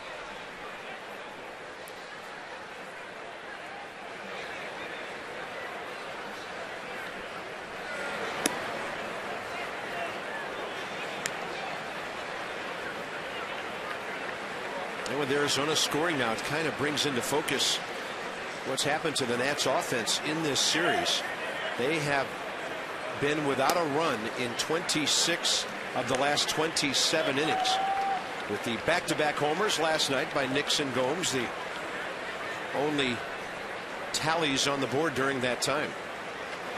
It's the equivalent of 3 full games. So John Lannon's going to have to try to keep it 2-0 and hope his teammates can get to this rookie left-hander, Wade Miley.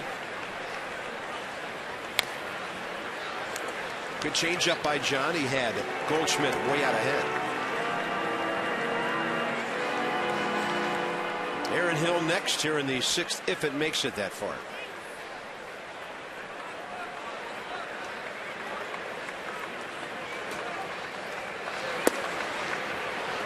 good pitch. Yeah, trying to paint that inside corner. Didn't miss by much, did he? Yeah, let's check out what the pitch track had to say. Fastball down and in. Good pitch. Yes, it was. Then he gets him reaching, but a foul tip. As Goldschmidt, with those long arms and wingspan of his, just able to get the bat to the ball.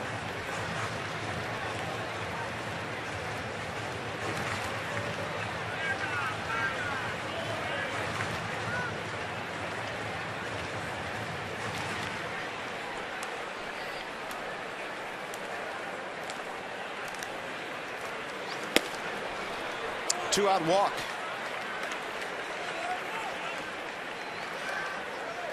Control not that much of an issue for John tonight. That's only his second pass.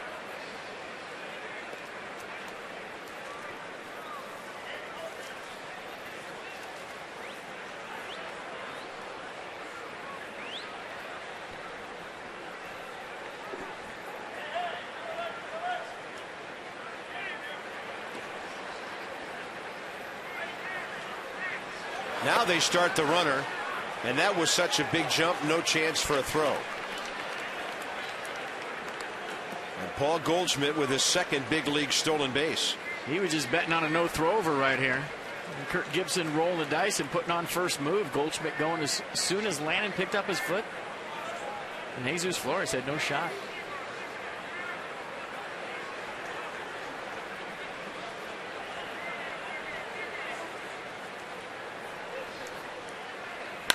That ball hit well up the middle. Brian Bixler right there. Diamondbacks bats making noise in the sixth. Young a two-run homer. D-backs by 2.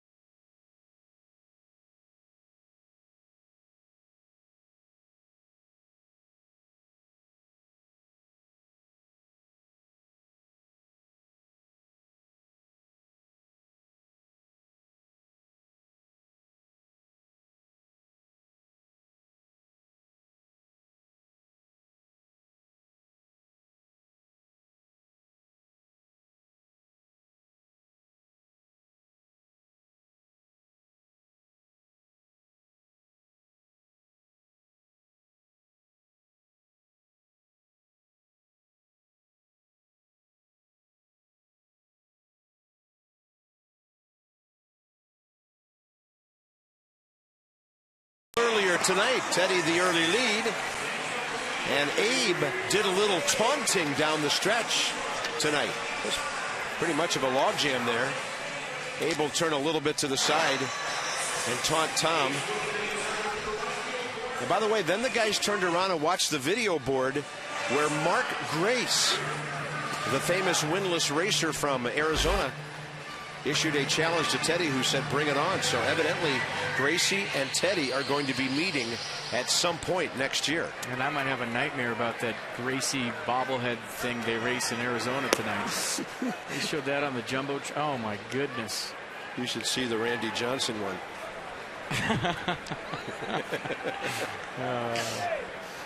And he doesn't have a fastball. Todd Coffey, John Lannon's spot to hit due up fourth in this inning.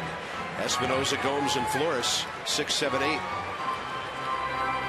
Well, it's a shame a guy gives up 2 runs in 6 innings, and he might have to be pulled for a pinch hitter because there's no support. Espinosa lines out hard. Danny really taking some good swings now. Doubled earlier, strikeout in between, and that's the first out. Bottom of the 6th. The Nets only have 4 hits, but they've received 4 walks. 0 for 8 with runners in scoring position tonight.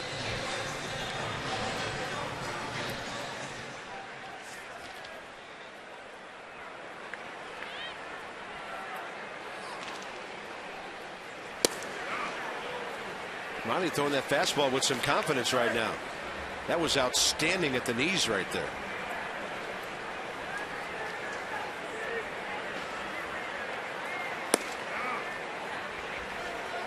Tim McClellan says strike 2.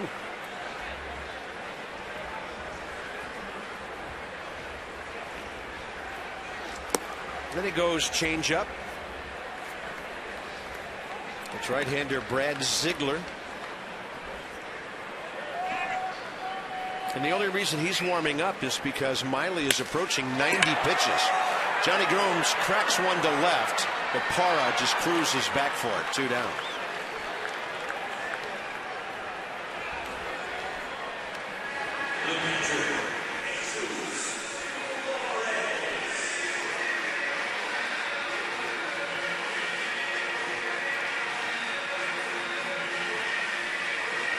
On deck circle empty at the moment. It all depends if Jesus Flores reaches base. It's like Alex Cora is on his way. No, that's Rick Ankiel. And of course the thinking there is Flores gets on base, Ankiel with power, the tying run. Wilson Ramos is the only right-handed bat. As the Nationals now for the last couple of weeks play a man short off the bench with an 8-man bullpen.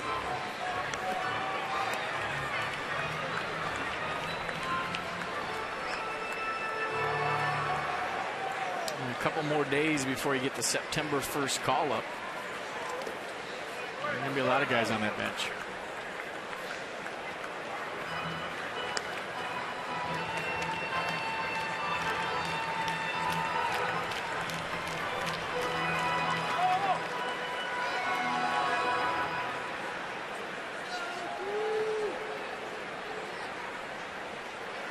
Flores has hit the ball hard twice tonight. That's a good take. He's seeing the ball well. Line drive to center.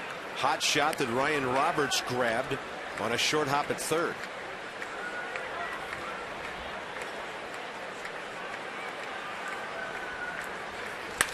And Flores won't be denied this time. He'll plug the gap. He'll head for second base. And Rick Ankiel will represent the tying run, pinch hitting for John Lennon. 3 solid at-bats tonight for Jesus Flores. And partner, you just talked about the first 2, and that one was the best one of them all. This is Jesus Flores saying, catch that. Line drive double in the gap. And he has been on everything that Wade Miley's had to offer all night long. So you get to the tie and run to the plate in the form of Rick Ankiel.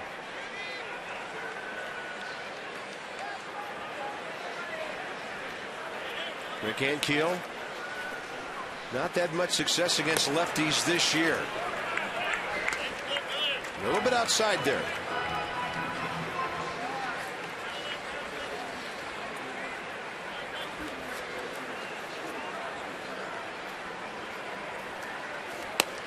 It's a fastball right at his hands, catching the inside corner. I mean, this is where ideally Davey Johnson would love to have a big right-handed bopper come off the bench and take a whack at tying this ball game up. But you just talked about the short bench. And it's a left-hander up there, Rick Ankiel. So Lannon, 6 innings, 7 hits, 2 runs, 2 walks, 2 strikeouts. Couple of double play balls, a home run. He deserves better. Ankiel late, and that's an inside-out swing that might have busted his bat.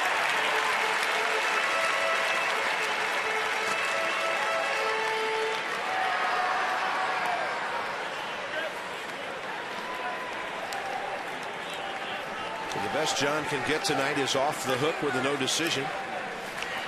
Unless the Nats really rally here and pick up enough runs to get ahead. 2-2 now.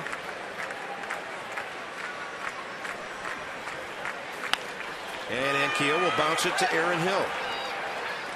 The run drought continues in Washington. 2-0 D-backs into the late innings.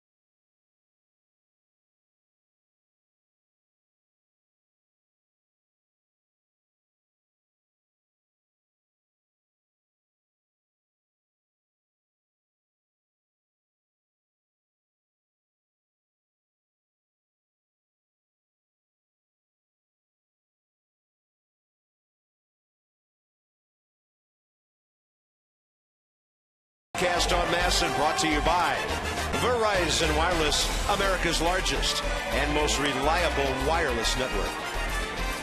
Very cool old-time Nationals logo there with the Capitol Dome. And you take a walk around the concourse here at Nationals Park, you get a real dose of Washington baseball history. Really interesting. Come early some night and get yourself up to date on Senators, Nats, Washington history. Back to school drive presented by PNC Bank. Now, thanks to those of you who've brought them to the ballpark, now you can drop off your supplies through Saturday at a PNC Bank branch near you. You'll receive 2 tickets to a September game when you do, and all the donations benefit public schools in Virginia, Maryland, and right here in D.C. And the tickets are while supplies last. So John Lannon done. Todd Coffey is on. And Wade Miley is done for the night as well. They'll be pinch hitting for him in a moment. What a night for the rookie. Chance for his first big league win. They've got Sean Burroughs to hit after John McDonald.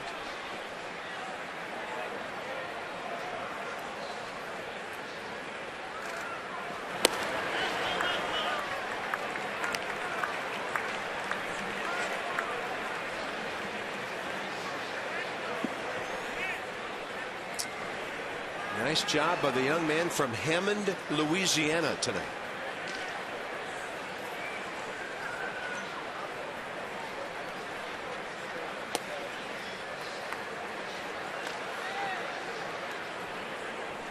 There's Sean Burroughs, who hit the home run 2 nights ago that broke the Nats' hearts against Jordan Zimmerman in a 2-0 shutout.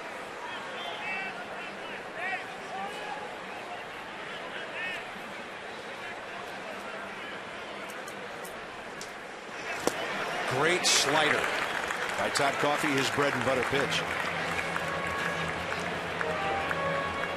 I'm just thinking back to the Rick Ankiel pinch hit. You know, with Wilson Ramos on the bench, he's your only righty on the bench, and we've seen Davey Johnson burn his last catcher before. But when you do it in the 6th inning, you got so many innings to play. I mean, that's really rolling the dice. He'll do that late, 8th or 9th inning, but in the 6th, and talk about being short-suited as a manager on the bench in a close ball game, and left-hander on the mound dealing, you throw a lefty up against him. That's tough. Only Cora and Nix remain other than Ramos, who has the night off after playing the first 3 games of the series and going 3 for 11. Good breaking ball by Todd Coffey, who's got that thing working tonight. Now he'll face Sean Burroughs. Yeah, good slider right there from Coffey. Anytime you see a hitter's feet moving around in the dirt, you know he has been overmatched.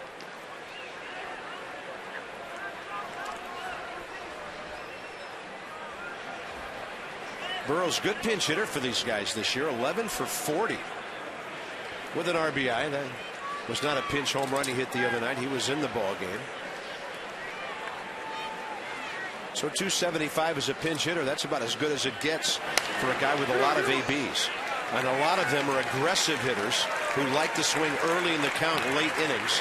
Michael Morse takes care of that, 2 outs. Most really good pinch hitters will tell you they do not sit around for 2 hours to come in and take pitches. Now you got to get the first hittable fastball off the bench whenever you pinch hit. You don't have time to ease into the ball game and see whatever the reliever you're facing on that night has. He's got to come off the bench hacking. I think of some of the best pinch hitters of all times, Dave Hansen. Yeah, Lenny Harris was like that. I'll throw Matt Stairs into that group. Yep. You find a fastball, you hunt it out, you hit it. Whatever happens, happens. Here's Ryan Roberts, who's 1 for 3.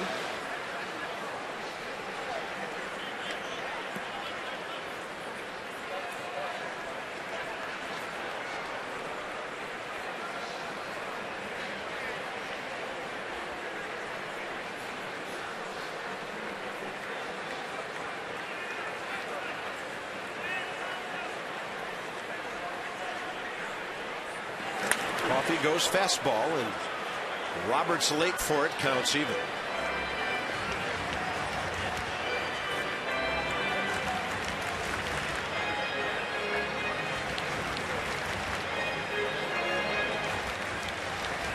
One American League ball game worthy of mention tonight. Many feel it's a playoff preview.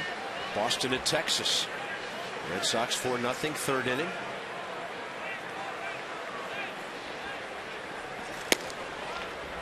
I walked into the clubhouse today, FP, and Oakland was up 7-1 at Yankee Stadium, but it was the third inning, and I thought to myself, this game is far from over. Little did I know the Yankees were going to score 21 more runs and win that game 22-9. And you saw the Robinson Cano grand slam to make it 7-6, and it's only the 5th inning. You're thinking, oh, there's going to be a ball game here. Yeah, it's a bad feeling when you're ahead and then you're not. Jason Worth with a running catch and a good inning for Todd Coffey. Time for the crowd to stand up and stretch with the top of the order coming up, Mr. Lincoln.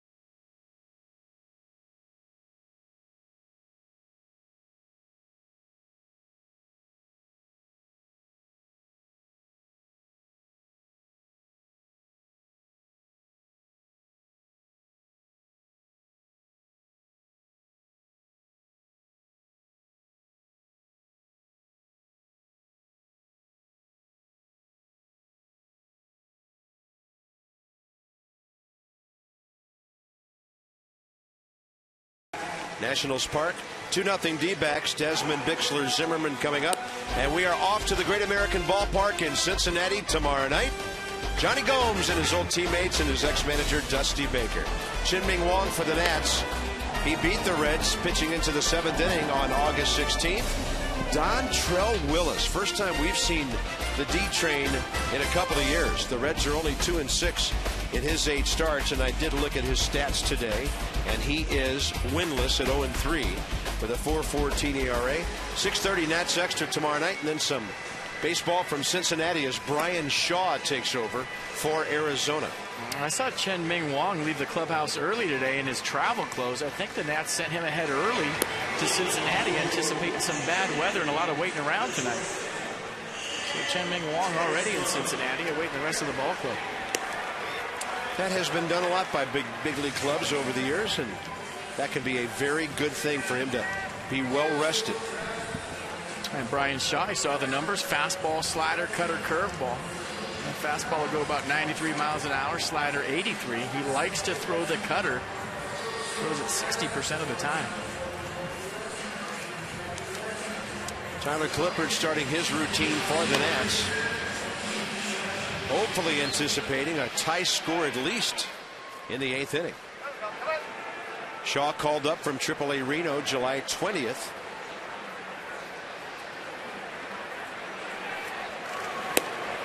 And he'll throw that slider outside, so he follows up Miley. 98 pitches, 61 strikes in 6 really good 5-hit shutout innings. Fastball 94. That's a cutter. You see the little cut action on it at the end. This kind of puts a little more pressure on his middle finger. A little sideways rotation. And he breaks away at the last second. Desmond late for that one. And he takes that slight step toward the third base side and throws across his body. Never comfortable for a right-handed batter.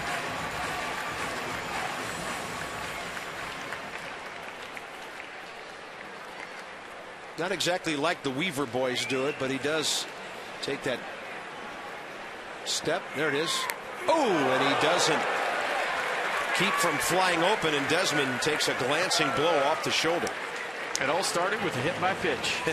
Yeah, and right now for the Nats, that's as good as a hit. They have failed to score in 27 of their last 28 innings. Let's see where it got him. Right there in the tricep.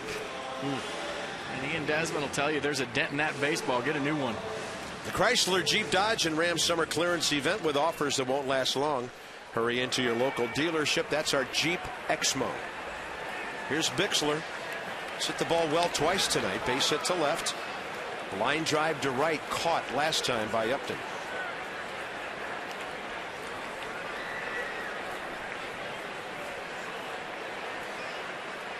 I wonder if Davey toyed with the idea of Lance Nix here. Keel has been used.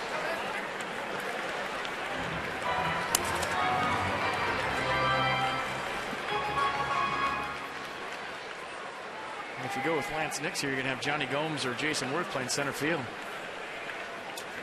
Or maybe Lance Nix, but he's got the bad wheel, so. 2-0 and back in plenty of time, Desmond.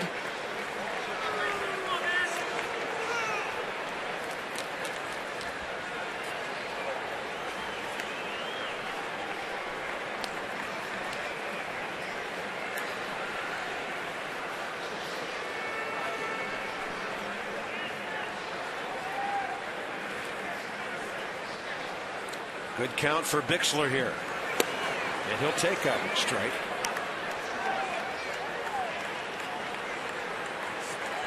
Ryan Zimmerman with a walk and a double tonight.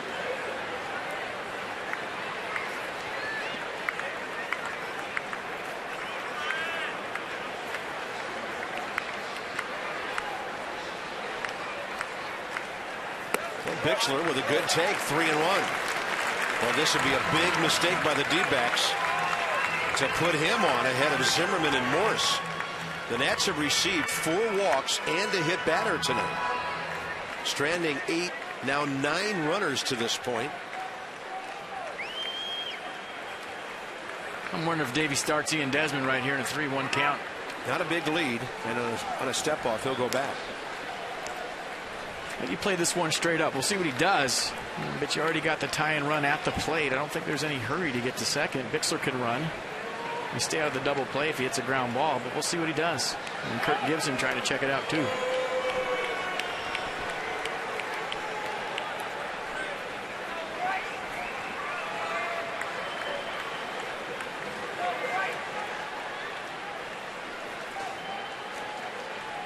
With the runner holding, Bixler fouls it straight back.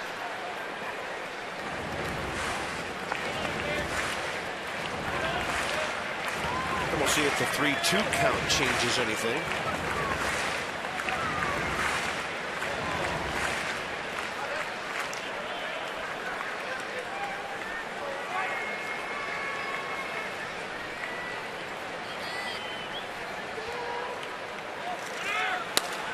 Up the middle, that ball sneaks through. Desmond touches the bag and goes to third.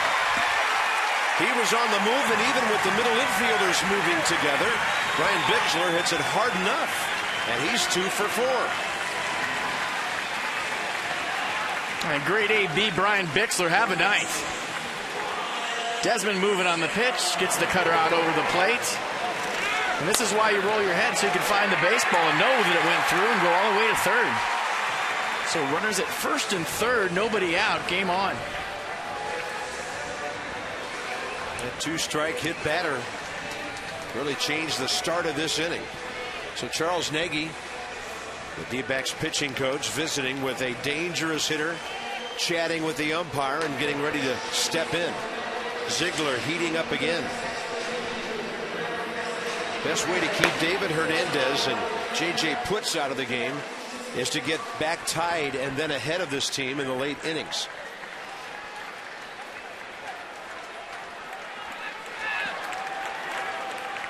First order of business, getting that run home from third. And Zimmerman will take that cutter that just misses outside. I mean, you never know if you're Ryan Zimmerman. You might get a mistake out over the plate, but the game plan right here is to look for that cutter away and drive it to right field.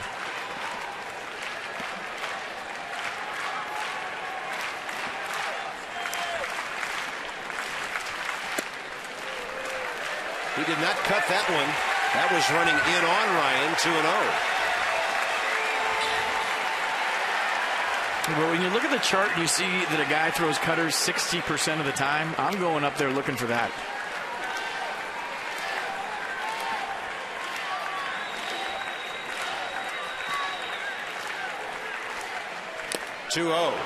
Outer half, and Ryan couldn't get to it. And the cutter 95 right there, so reach back to see the rotation just slightly moving at the very last second.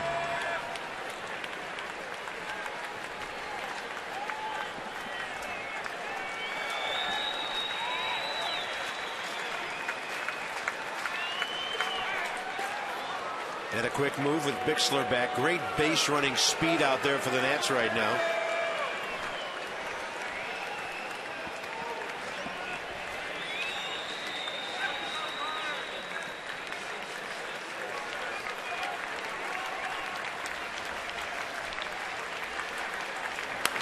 On a pitch up, Zimmerman fouls it away. Nationals Park with a crowd of 17,666 tonight.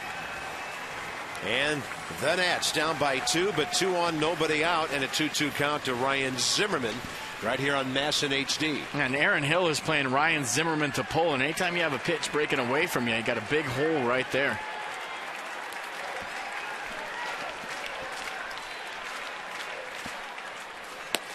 Zimmerman can't get to it. Man, this guy's got some quicks with that cutter. And Brian Shaw gets a big K for the D-backs. And basically that's a 95-mile-an-hour slider without tilt. Wow. And it starts out a strike, breaks off the plate away. Now, sliders are usually, 86 to 88 miles an hour. That was 95. So sometimes guys throw cutters that cut so much they act just like sliders. Michael Morris, a base hit and a walk, 1 for 2.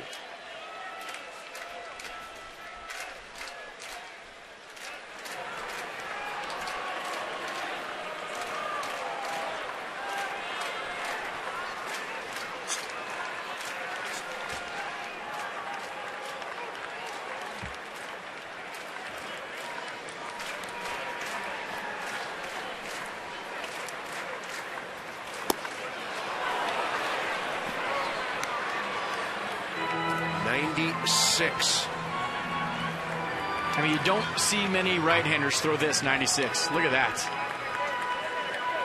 That's what, Mariano Rivera plus about 5 miles an hour? And that one had a little tilt to it. It went down and away from Morse at 96.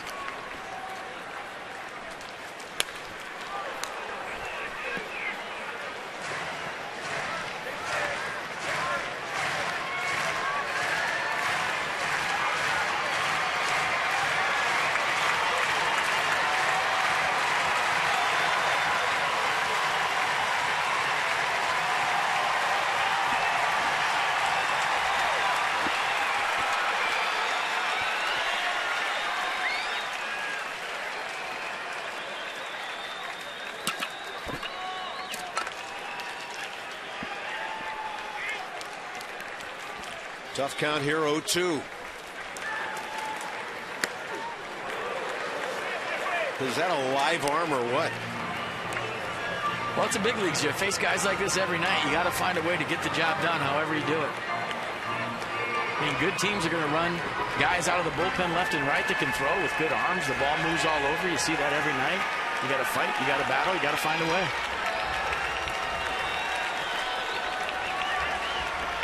Target in here. And Morse gets jammed slightly. He gets the Nats on the board. So after totally dominating Zimmerman and Morse away, the D-backs tried to sneak inside. And for Michael Morse, RBI number 72. And a second hit of the night for Michael Morse, and that was a big one. And battling with 2 strikes.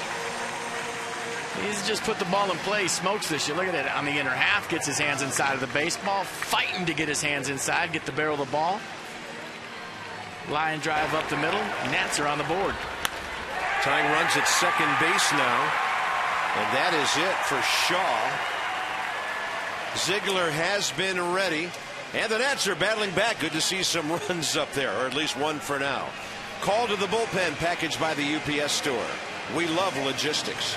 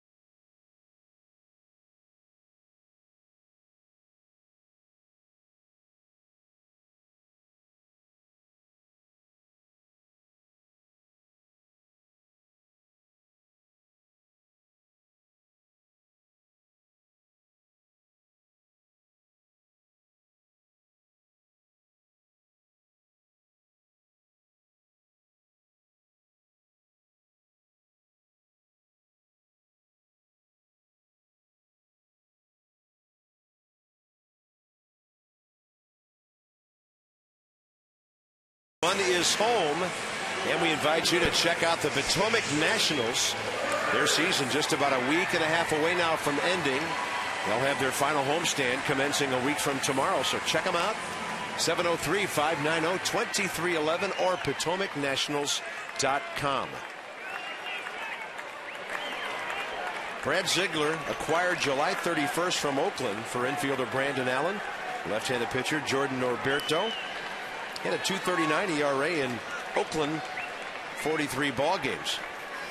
Yeah, fastball slider change from Ziegler. 2.79 ERA, 10 innings over 9 appearances for Arizona. Jason Worth. And guys who throw from this angle are not capable of throwing the ball straight. I used to tell my hitters in A-ball, anytime a guy had a funky release point, go up there and see the release point on the first pitch. Do all your homework. Find out where it is and then go to hacking.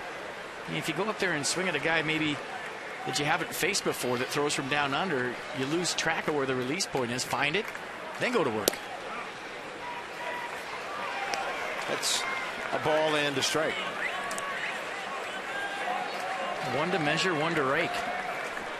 Jason Worth, 4 hits. A homer, 3 RBIs in the first 2 games of this series. He gets a breaking ball that he reaches for and pops it up weakly to third. 2 outs. Jason Worth 0 for 4 tonight. He has been to bat with 8 runners on base tonight. That'll leave it up to Danny Espinoza now, 2 down. It's a good matchup for Danny Espinoza. Anytime you're a switch hitter and a guy's throwing the ball sidearm, he's throwing it right onto your barrel. You just got to get something up out over the plate that you can drive the other way.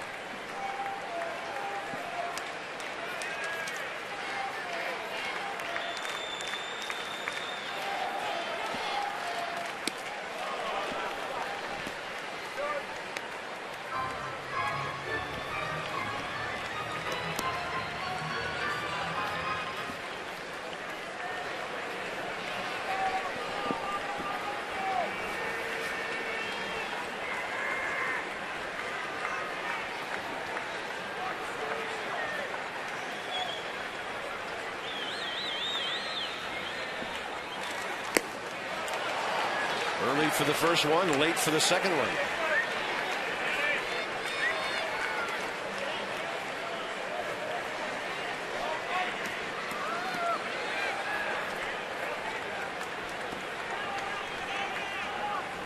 Danny tonight 1 for 3 with a double. He's hit the ball hard twice.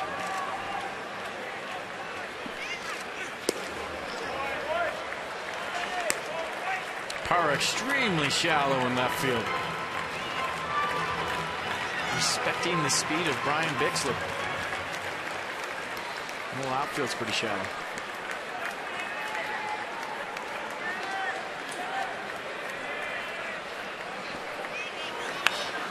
Espinoza will fight this one off. Hope it gets out of play, and it comes twisting back in to Parra, who makes the grab. So the Nats settle for a run on a hit batter and 2 hits. They've stranded 11 in a 2-1 game.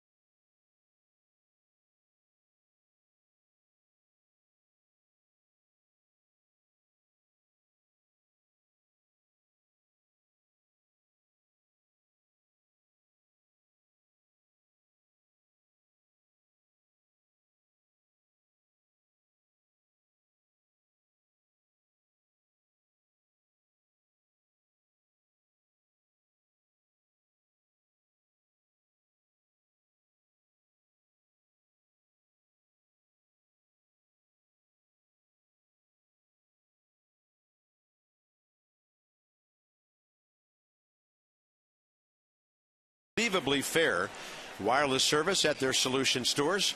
You can log on to Cox.com, check it all out. Big blow of the ball game with 1 out in the 6th after an Upton single. Chris Young, the homer. The Nationals were 0 for 23 with runners in scoring position over this series before Michael Morse got that hit. John Lannon deserving a better fate tonight. Not a lot of lumber in this game tonight, so let's show you some leather. Go back to the 5th. Ryan Zimmerman on the 5-4-3 double play off the bat of Aaron Hill. Nice turn, nice pick. Way to go, Ryan. Good job. And Ryan Roberts says, I got something for you at 3rd, too. That was a 4th inning off the bat of Jesus Flores. And then Wade Miley in the 5th. Little chopper up the middle. Danny Espinoza says, I got this, showing off the arm strength across his body. So, not a good plays tonight on defense for both teams. Tyler Clippard. Appearance number 57.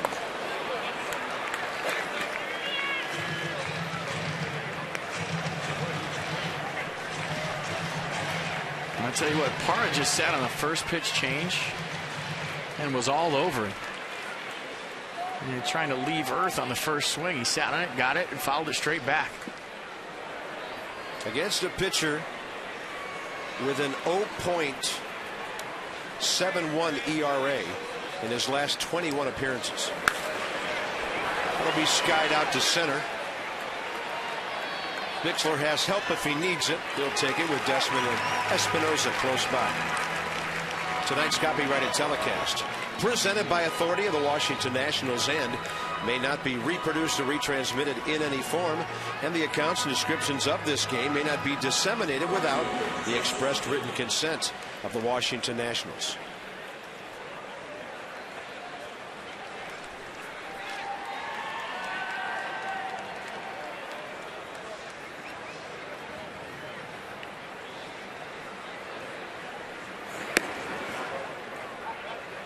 Up and away to Upton, 1 for 3 with a base hit. There's David Hernandez, who's their 8th inning guy. And then J.J. Putz follows him with his 32 saves.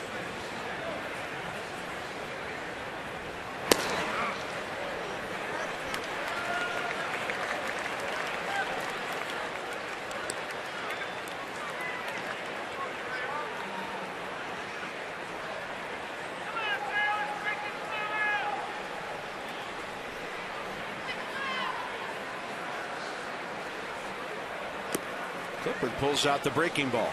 Did that several times a few nights ago.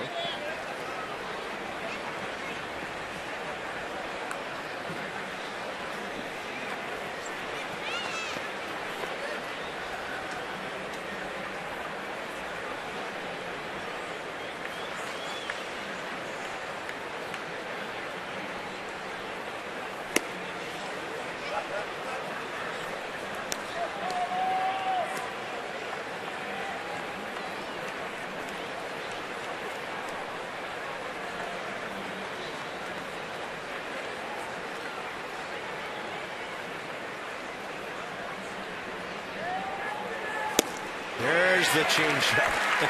He will throw it any time to anybody. And right when you think you're going to get a fastball 3-1, pull the string on an 81-mile-an-hour changeup. Watch the movement. Upton way out in front.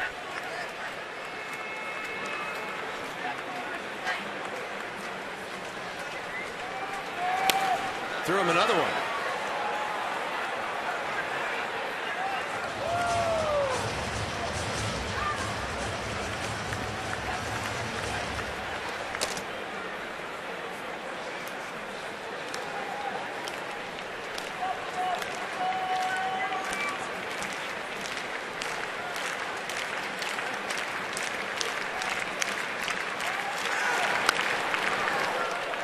And you'll see more swings at fastballs out of the zone from Tyler Clippard than anybody else with that changeup fastball combination. Well, that was a changeup, and that's not where Tyler Clippard wanted that pitch. He got away with one. Yeah, 3-2 changeup in a guy's eyes with 25 home runs. That was a mistake. So 3 changes in a row.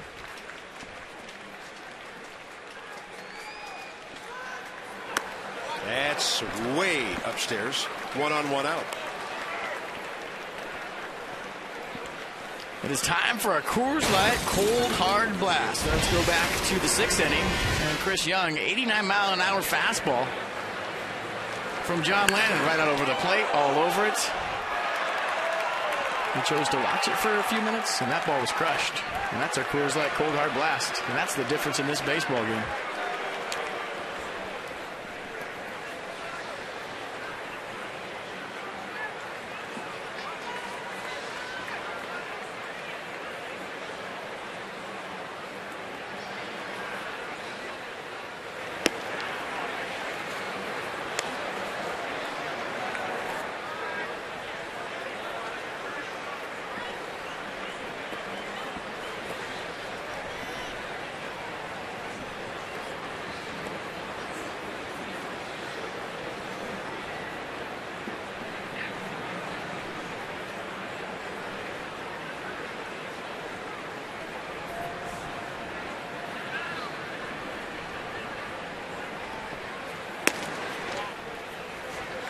Not biting on the high heater. 2-0. Flores for a visit. was an action pitch last time that Chris Young was up, and Kirk Gibson chose to play it straight. And the count 2-0 right here. You got a 1-run lead. Got a guy on first base with a bunch of stolen bases, 19 steals in 26 attempts. Let's see what he does this time.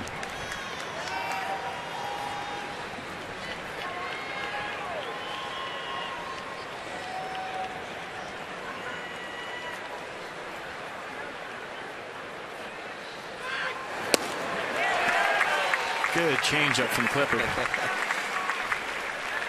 Don Sutton used to call those overpowering changeups.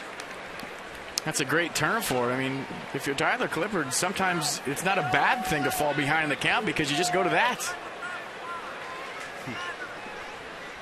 We used to joke all the time that Tom Glavine wanted to get behind 1-0 and 2-0 so he could get to his changeup and strike everybody out. 1-on-1 out, top of the 8th in a 2-1 game.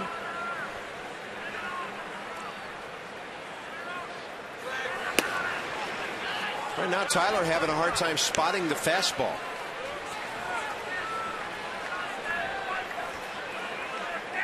Left-handed batter on deck, Montero, barring the double play here in the 8th.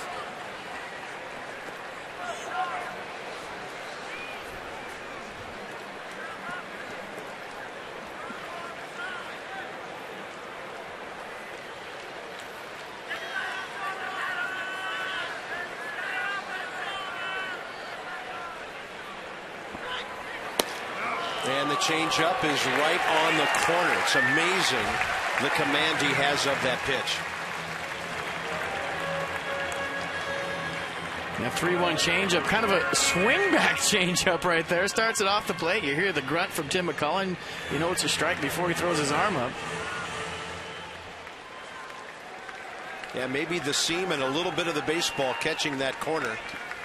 Absolutely perfect. We'll see if Kirk Gibson does something with a speedy runner. Upton has 19 steals on the year. 3-2-1 out. He's holding on a swing and a miss. Clippard with the heater, the strikeout for the second out here in the 8th inning. Yeah, anytime you got a guy with 84 strikeouts versus 21 walks coming into the game, hard to start a runner. Clippard's very quick to the plate on top of it. So making a big pitch when he needs to right there.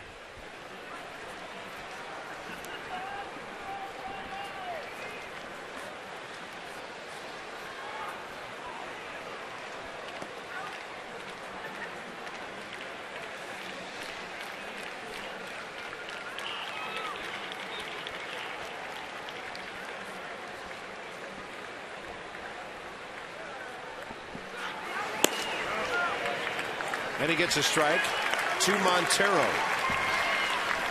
D-backs catcher. 1 for 3 tonight and 3 for 10 with a couple of RBIs in the series.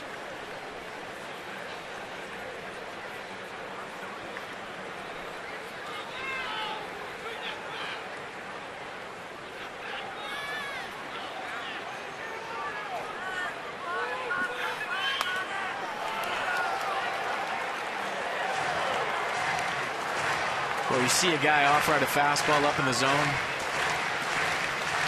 You get to a 2-strike count. Maybe you try to throw one a little bit higher after that, but Miguel Montero turned around and asked Tim McClellan if he thought that was a strike. He thought that one was a little bit up. Go elevator fastball right here, or you go right to the changeup.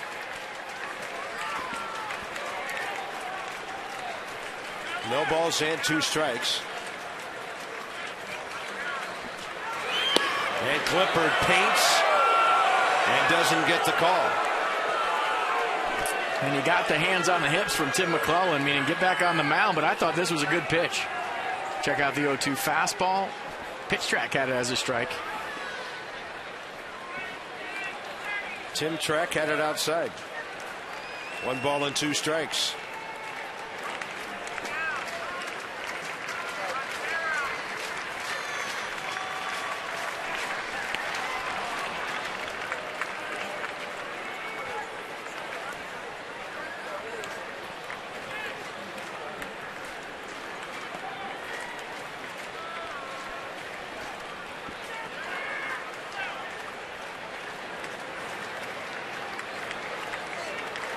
2-1 ball game, top of the 8th.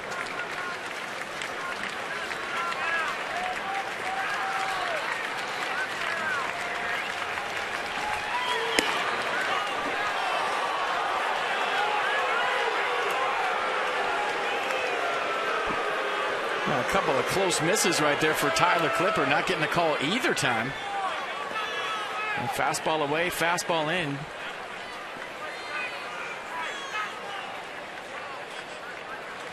And looks like he might have to get a swing through strike 3.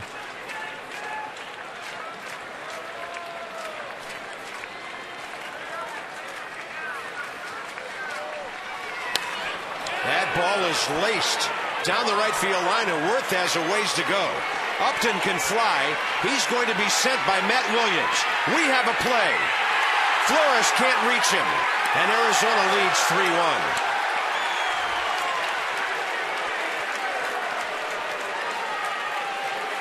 So after a missed strike 3 call, 2 pitches later, the Diamondbacks make the walk hurt. Hey, look at the changeup, and he's all over it. Almost like he knew it was coming. Just smokes it down the corner. Wolf got to it quick, gave Danny Espinosa a chance to see the quick release. Espinosa in a good position, but just the speed of Upton made this play as he just gets past Jesus Flores. So even though there was a couple of calls that didn't go Clippard's way, you still got to find a way to make that pitch with 2 strikes. But Miguel Montero all over that changeup. Paul Goldschmidt is next. Montero now 3 RBIs in this series, 65 on the year.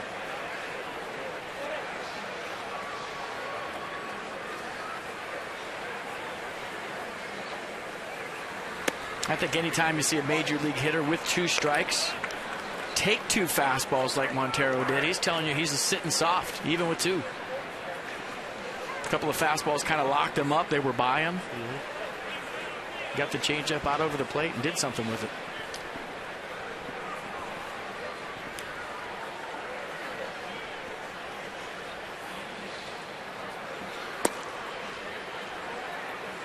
Tyler Clippard now 33 pitches in this inning. And the phone just rang in the bullpen.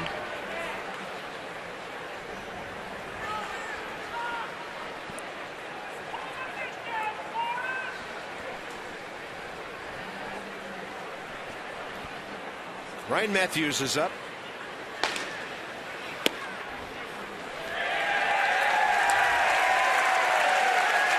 A sarcastic cheer from the crowd here, and that's not directed toward Tyler Clippard. That's directed toward Tim McClellan.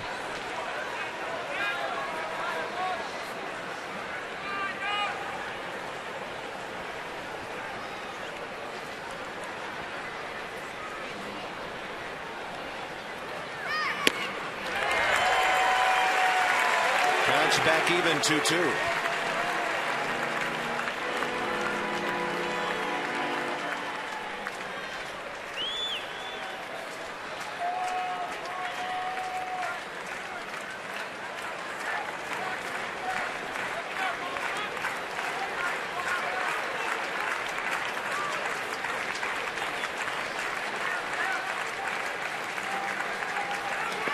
And a wicked breaking ball somehow blocked by Jesus Flores.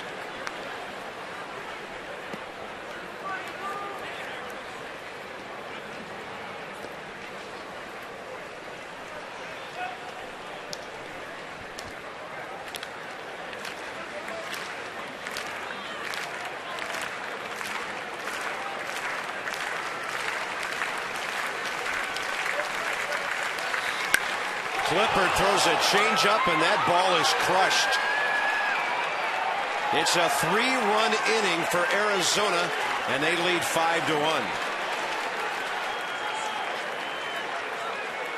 FP, we talked about this earlier in the inning. Tyler's had a hard time throwing his fastball in the strike zone, and he's had to come in with a couple of off-speed pitches.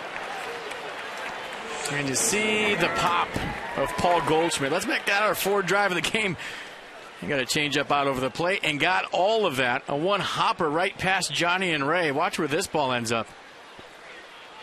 On the concourse, all the way out to the gate. That's one of the farthest balls I've seen hit in this ballpark all season long.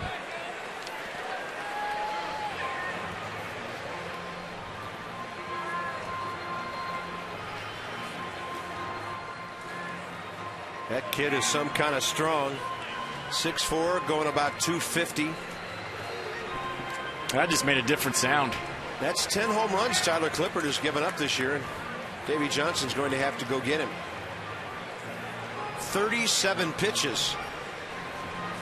And the other thing that hurts about that, if the Nats are in a tight ball game tomorrow night in Cincinnati, Tyler Clippard may not be available.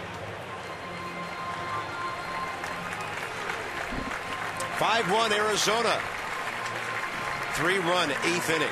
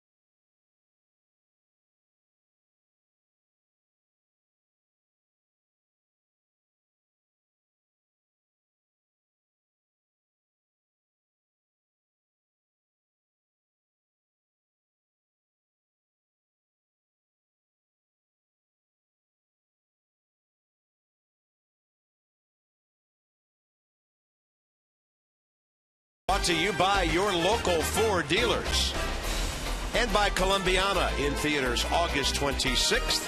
That's tomorrow. Rated PG-13.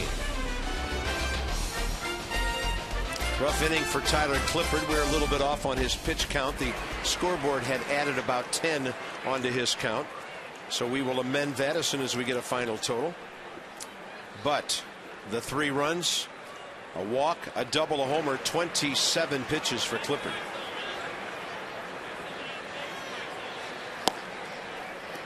Ryan Matthews faces Aaron Hill here in the top of the 8th.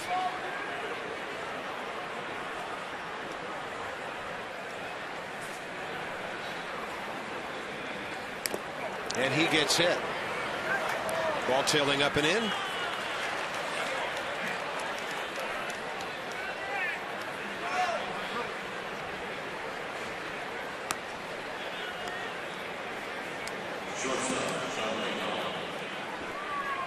Ryan Matthews, for the most part, untouchable at home this year. This is his 18th appearance at Nationals Park. 18 2/3 scoreless innings. He's got to master that road thing where his ERA is 6.35. Here's John McDonald, who has a base hit tonight.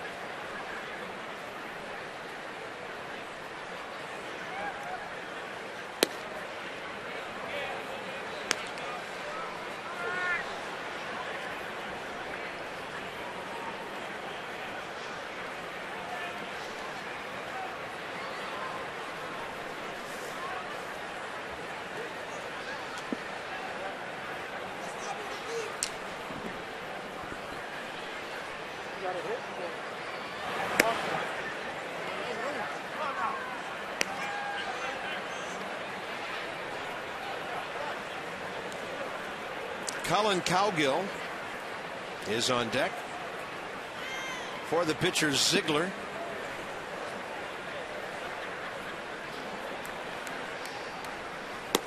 And that's ball 3. Yeah, look at Ryan Matthews' fastball tonight. The velocity's down. The command isn't there, and Ian Desmond going to go have a talk with the young right-hander.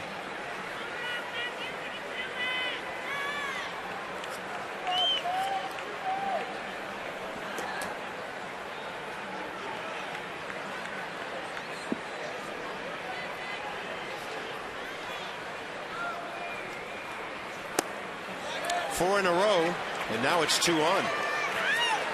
I mean, that just doesn't look right to me. Something doesn't look right with Ryan Matthews. His fastball velocity is down. You see Lee Kuntz right there. They're going to go take a look at him. He almost is easing up on release, and I don't know if he's feeling something or not, but that's not the Ryan Matthews we've seen so far this year.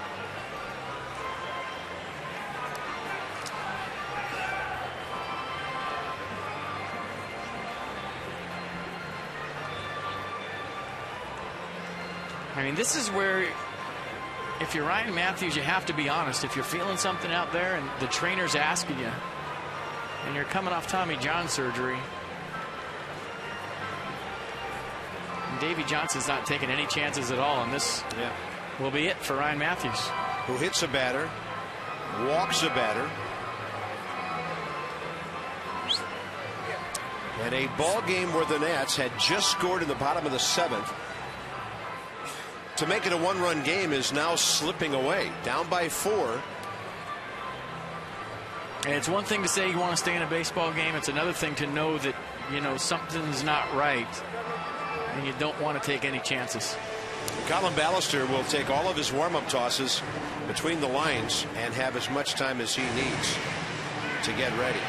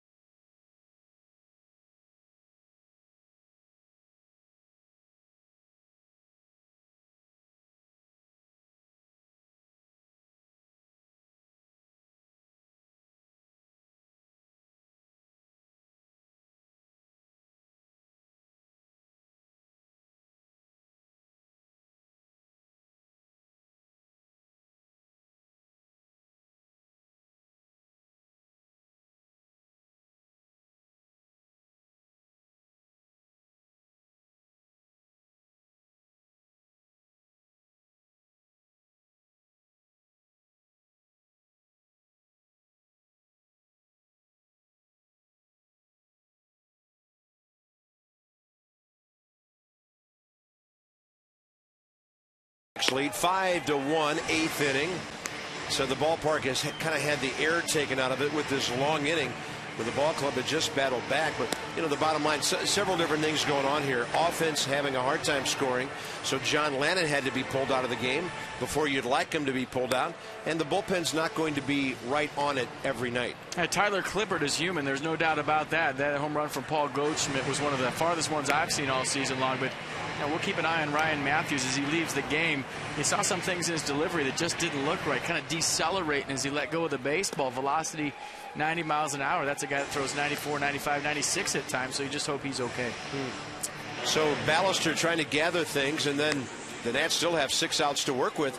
8th inning. This was a homestand about 3 games ago that was looking real good. It's 5-4 right now. It was 5 out of 7 at one point. If the Nats don't come back, it's a split 5-5.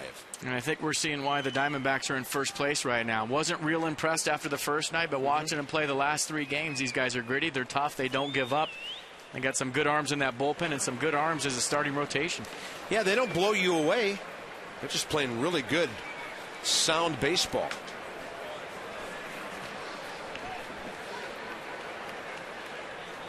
And between Kennedy and Hudson and Miley these last 3 nights, the Nats have really been stymied by their starters. So Colin Cowgill faces Colin Ballister.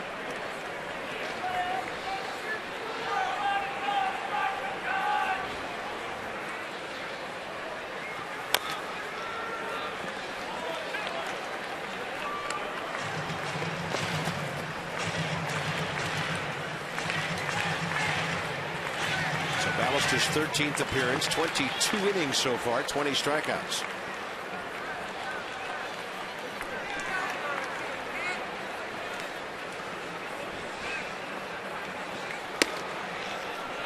Front door breaking ball stays up and in.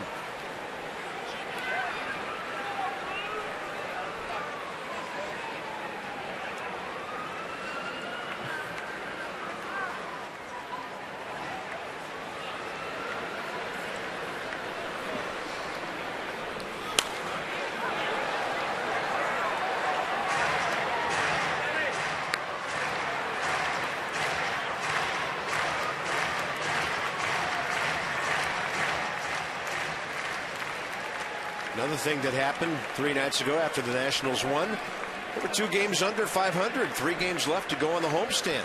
Feeling pretty good about things. Now the D-backs are trying to take 3 out of 4, and that's a nice big curveball from Ballister to get the strikeout. 3 runs in the inning, and the Nats are down by 4.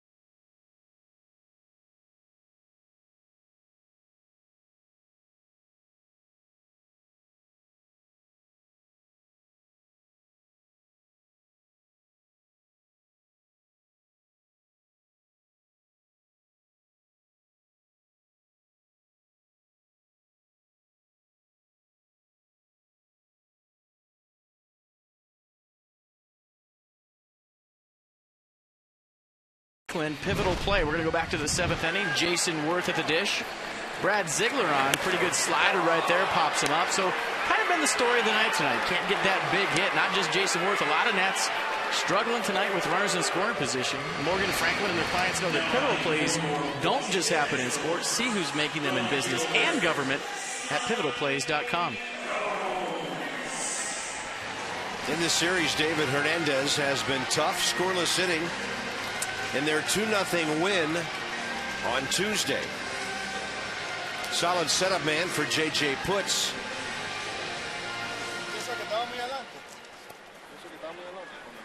Yeah, we saw Hernandez the other night. Pretty good fastball, a good curve to go with it, and a changeup too.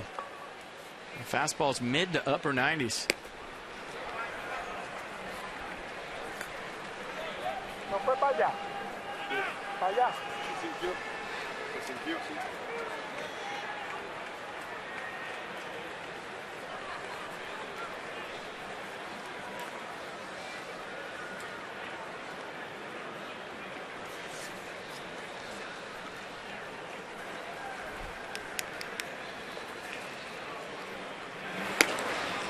Good job of laying off that high heater by Johnny Gomes, and the count goes 2-0.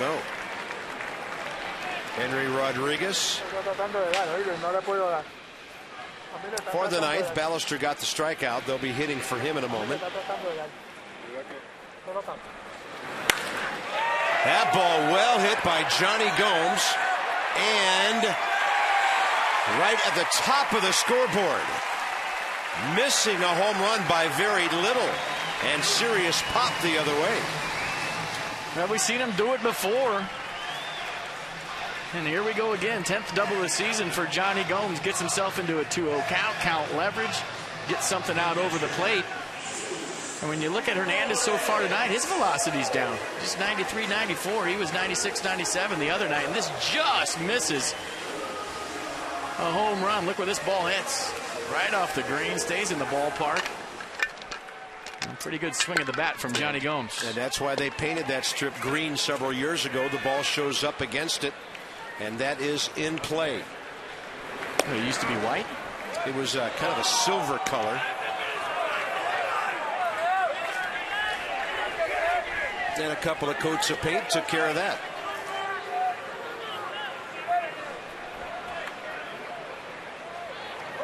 Pretty much the same color as the rail up and behind it.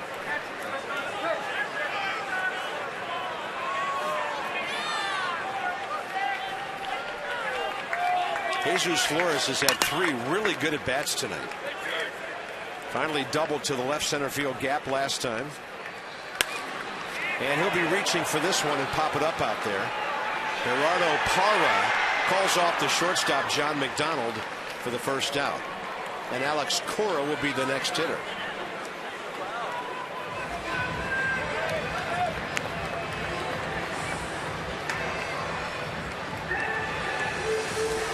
Nats need base runners at this point, down 4.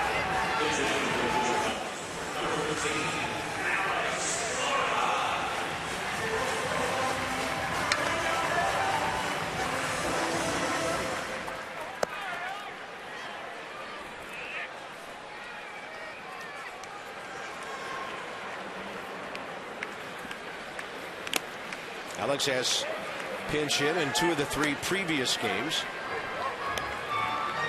But still looking for his first base hit in this series.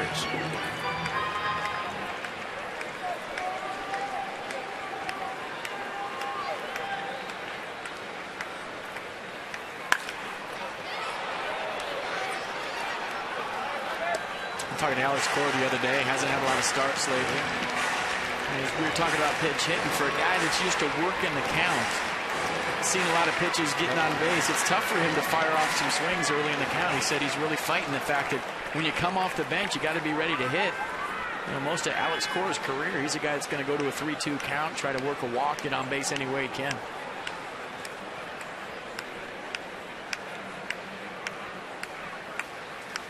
Yeah, as if everything required of a late inning pinch hitter goes against his personal philosophy. Not a power guy, just solid line drives, use the ballpark.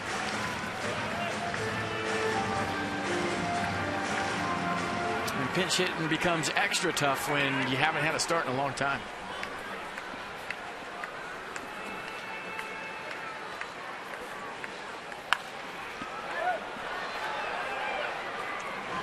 Well, maybe he'll foul off 3 or 4 and then get real comfortable.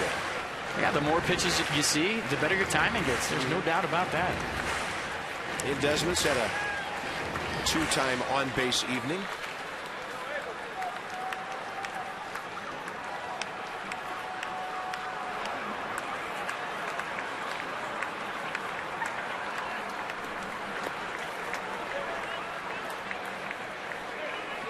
I haven't seen that big curve yet from Hernandez. That was his out pitch the other night, and he had a good one.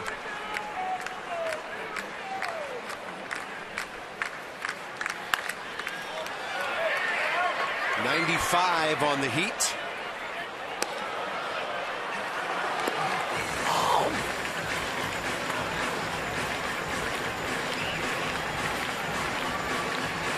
Rally caps, 8th inning.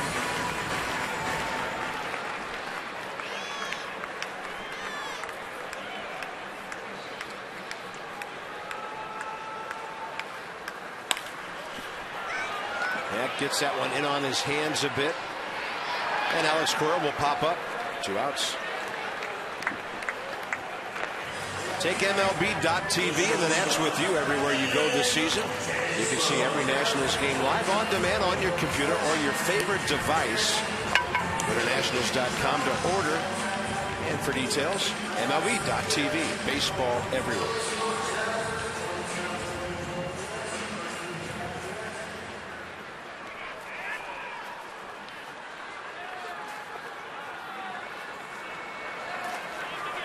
Desmond a walk, hit by a pitch, and he scored the Nats' only run.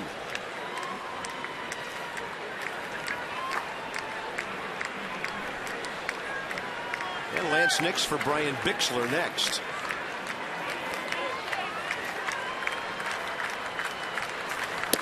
That's if Ian Desmond gets on. I wouldn't be surprised if Brian Bixler goes back out to center field. If Desmond makes the last out, Desmond gets on, Nix will hit. If not, you probably have Bixler leading off the ninth. Yeah, you want that big guy swinging with men on base, right? That is a nasty breaking ball. That good curve you mentioned. 0-2.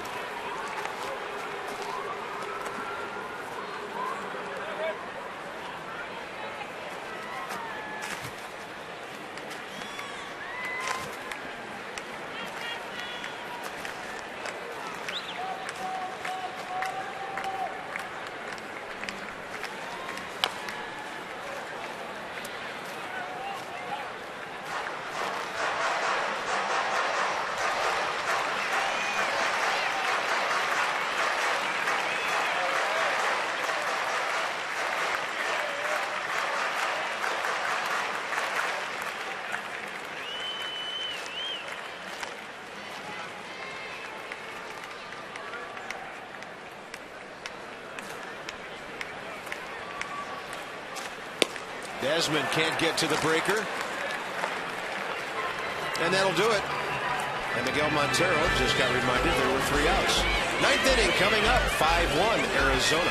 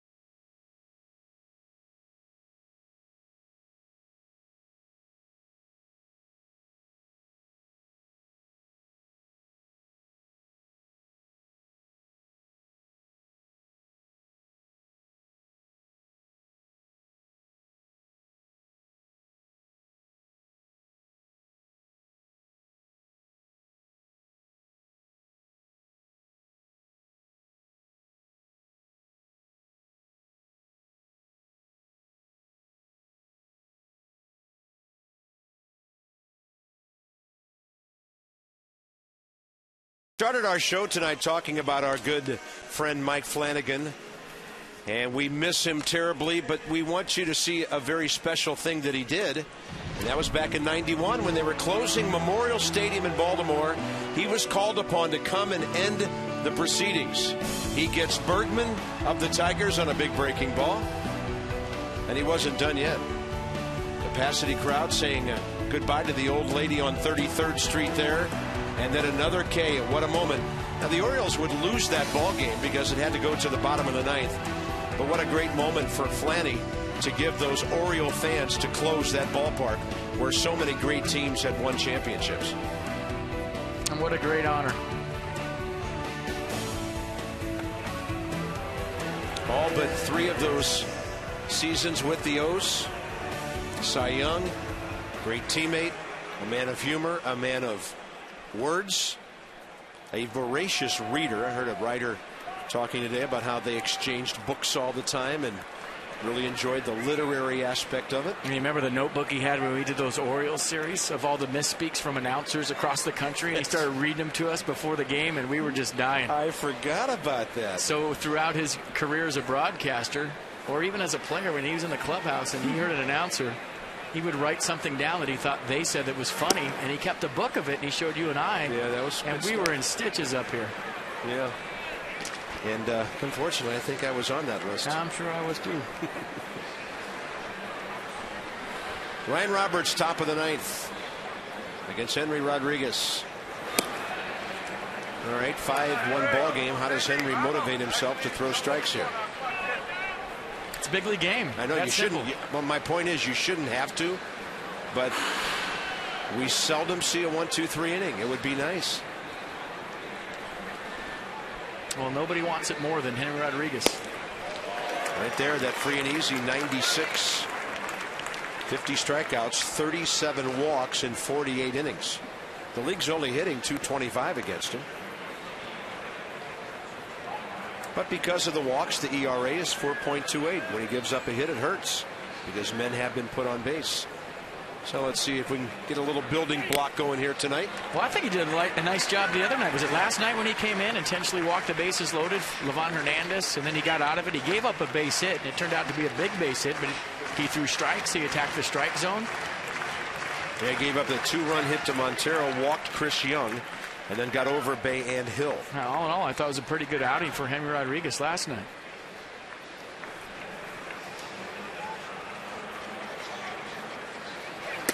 We're told that Ryan Matthews left the ball game with shoulder tightness.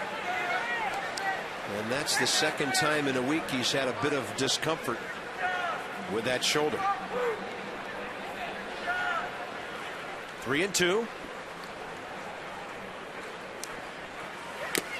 Throw strikes. He can get it done.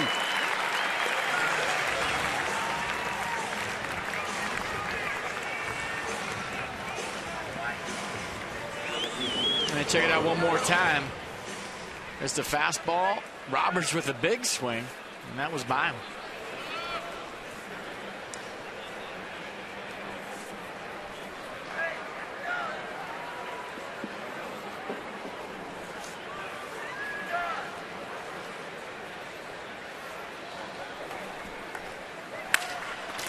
Left side, Desmond gets behind it, plants, fires, and just too quick is Gerardo Parra, who has gathered some infield hits in this series. He's aboard with one out here in the ninth. I think maybe as Ian Desmond gets more experience at shortstop, he might think about backhanding this ball and using that big arm of his. Anytime you're going away from the play and fielding the ball going toward foul territory in third base, you're not going to get a lot on the throw. Whenever you have a guy that runs fast, and maybe you stick your glove backhand, stand up tall, and use that cannon he has. Justin Upton, 2 runs scored tonight. 1 for 3 with a base hit and a walk.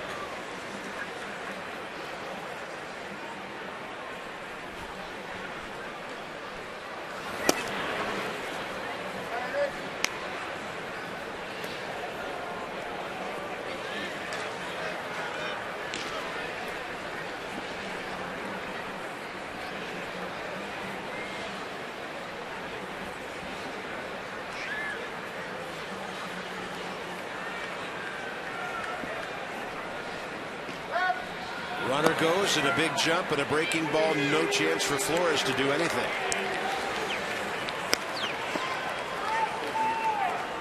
Gerardo Parra 10 for 11 now, stealing bases.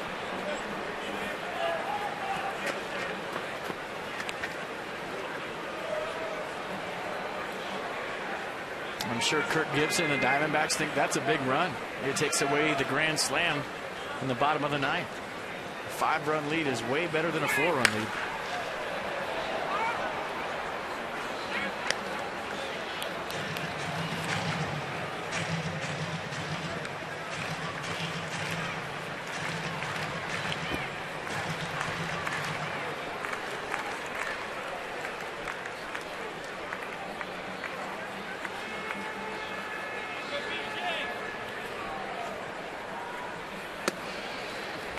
.97 upstairs, ball 3.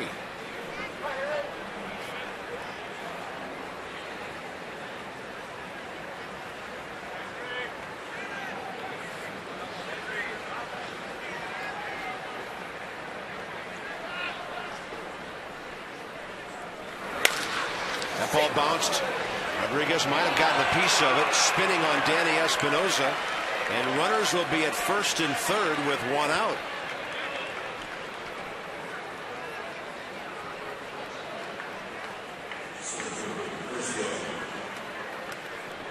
And we talked about it last night with Johnny Gomes in left field. Speed will make you do funny things. And for Danny Espinosa right there, you got a plush runner, an Upton, a little peek, and that's all it took.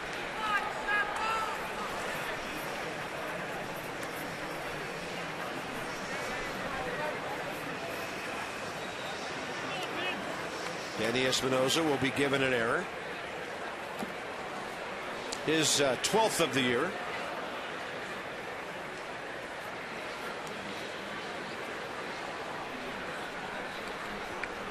And here's Chris Young again with an RBI opportunity. Flores with a nice slide to his right to smother that.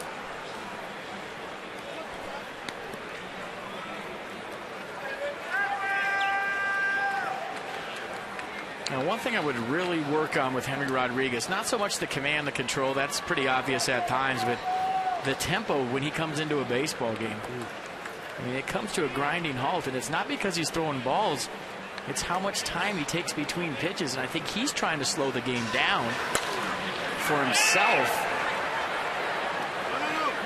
But what happens when you come out of the bullpen, your job is to pound the strike zone, number one. But number two is to get your players off the field. And you know, as a defender, we talk about it all the time. When you have starting pitchers come into the baseball game and they have a good tempo going. We saw it tonight with John Landon. Great plays made behind him all night. But it seems like every time that Henry comes in, the game comes to a screeching halt.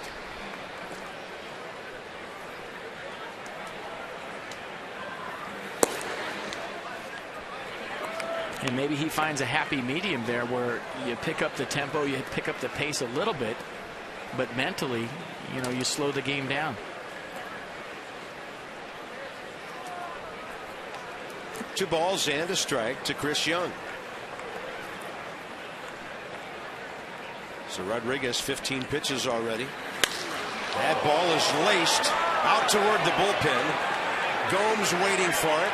That will drive in that run because they stole the base and got power to third. It's now a 6-1 game.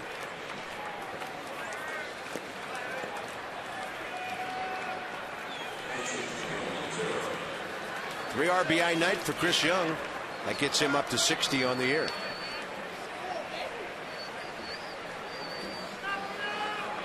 So 2 outs in the inning with Miguel Montero coming up.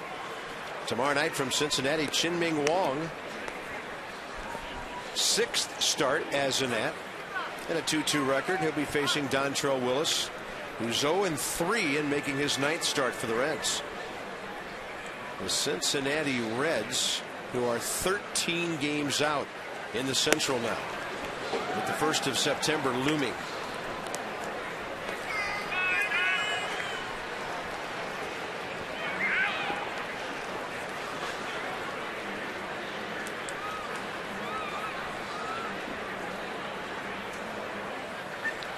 Just doing some impromptu math, and there's a base hit by Montero in the 8th and 9th innings tonight. The Nationals bullpen has thrown somewhere between 50 and 60 pitches to get 5 outs so far.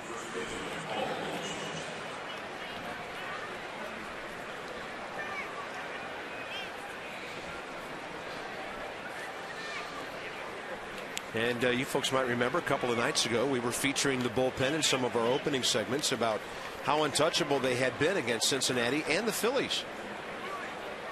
3 good offensive ball clubs in this ballpark in this 10-game homestand. It's about to be a 5-5 unless the Nats have a huge rally in their back pockets for the bottom of the 9th.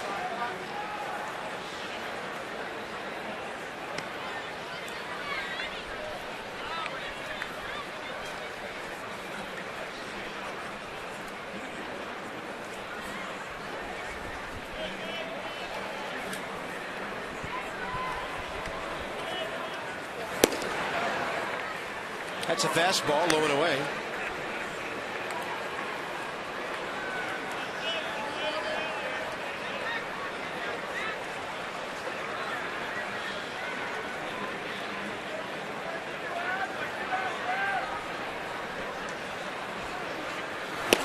On a fastball up, 2-1.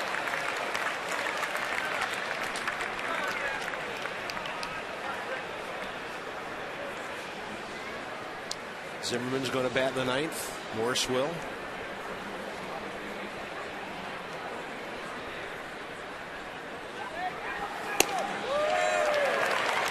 Good fastball. Jason Worth will bat if somebody gets aboard.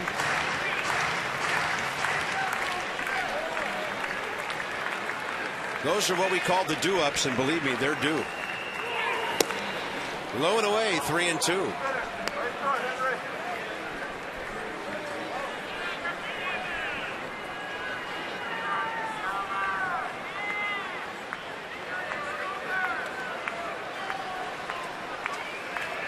Runner will be going at first. And a foul ball off the bat of Paul Goldschmidt, who hit one a mile last time. Teeing off on Tyler Clippard. And a ball that almost became part of Nats Extra on the set.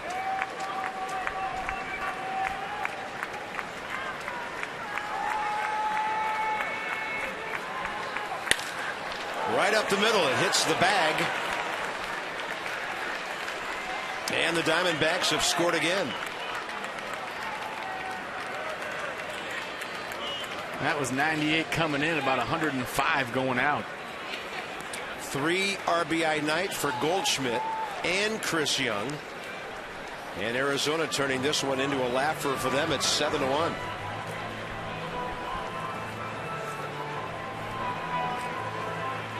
So Henry Rodriguez has now had a 25-pitch ninth inning.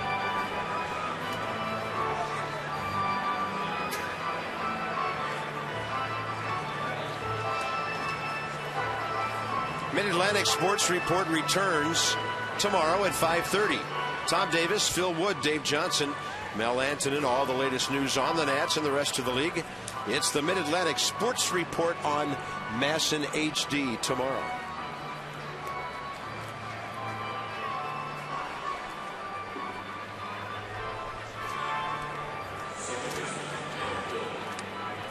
Johnny Gomes, former Cincinnati Red, I'm sure looking forward to getting back to the Great American Ballpark tomorrow night. We mic'd him up during batting practice a couple of days ago, and you'll hear a whole bunch of that on Nats Extra prior to the ball game tomorrow.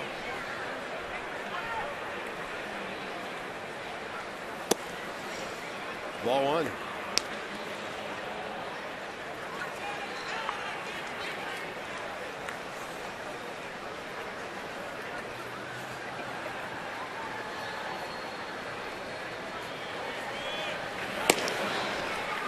Very late reach by Aaron Hill. And so far as a Diamondback, he's 0 for 7, hit by a pitch last time.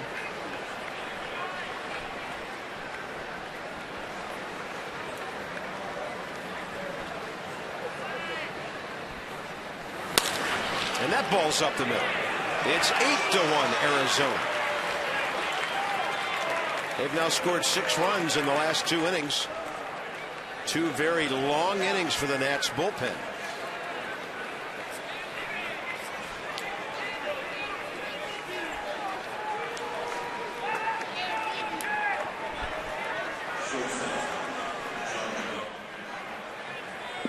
So no walks for Henry Rodriguez tonight, just a bunch of barrels.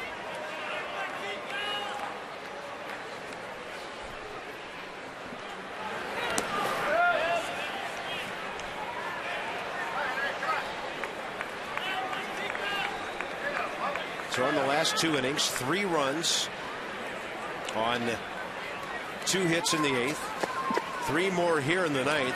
And the last thing Davey Johnson wanted to do was have to get another pitcher up and throwing. We're about to enter a weekend series at a bandbox on the Ohio River where the ball just flies, and you really want to have a fresh bullpen going into Cincinnati.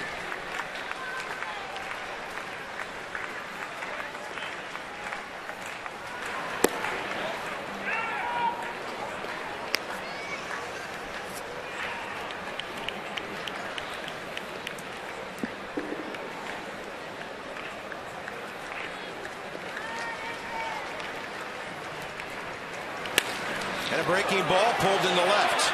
Johnny Gomes on the charge, and Matt Williams will hold his runner Goldschmidt.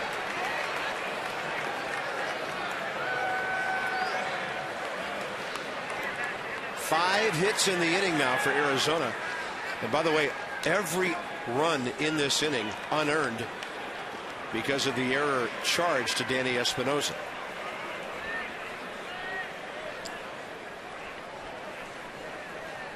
The 9th man to bat will be Lyle Overbay, hitting for the pitcher Hernandez.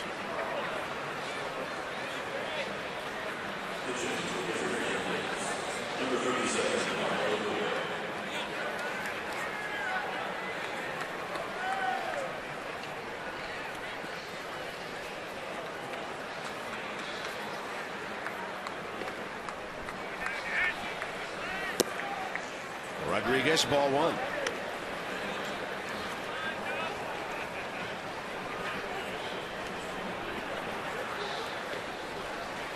Now Overbay 1 for 4 with an RBI last night. 0 for 3 on Tuesday. Then appeared as a pinch hitter Monday night, had a base hit. So he's done some good damage for the D-backs in this series.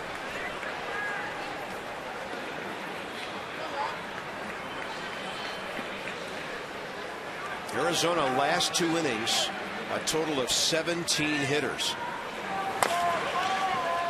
Strike 2. And a couple of changeups.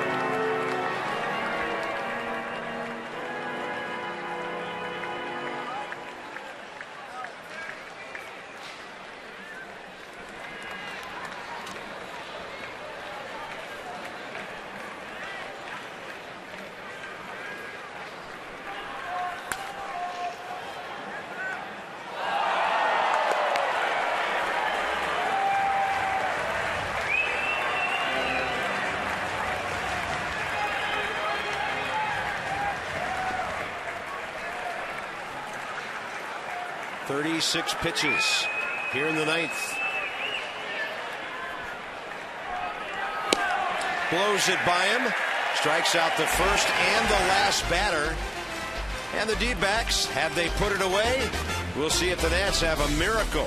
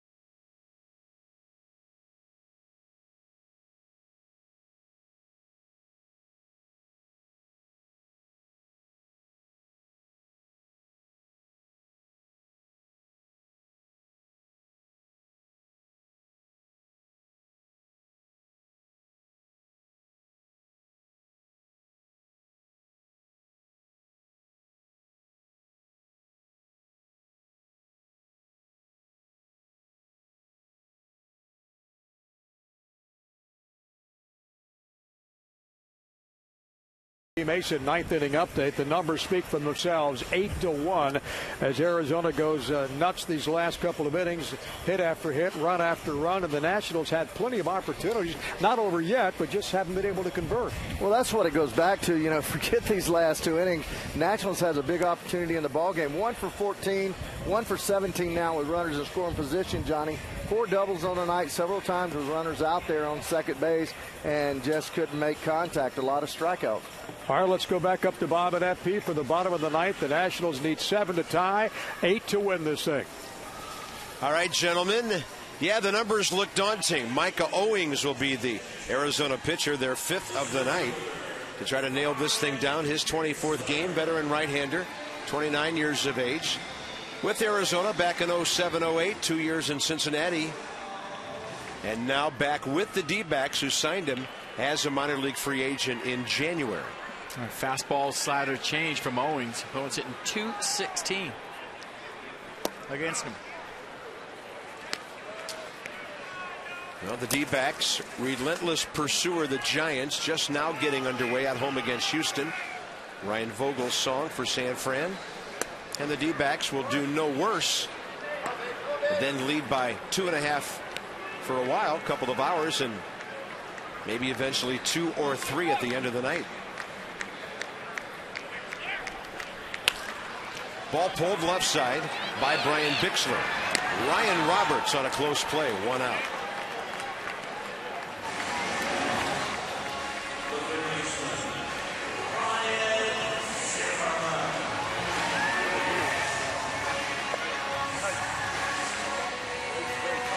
So, partner, we're getting out of town right on time, huh? That big storm approaching this weekend? Yes, sir. We hate to leave you folks. Hope everybody's safe and sound. And I think the big message I got on radio and TV, various sources today, is just be smart about what's happening. Don't take any unnecessary chances. Keep yourself and your family and your home safe. Well, you know where I'd be if we were here. On the beach watching it? On the rooftop watching the whole thing. I'm not smart, but I do enjoy my weather.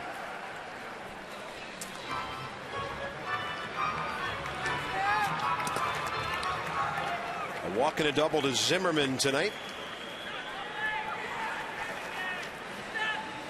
Arizona pitching has kept him without an RBI in this series. He'll hit this one to right center, coming back to Upton. 2 outs.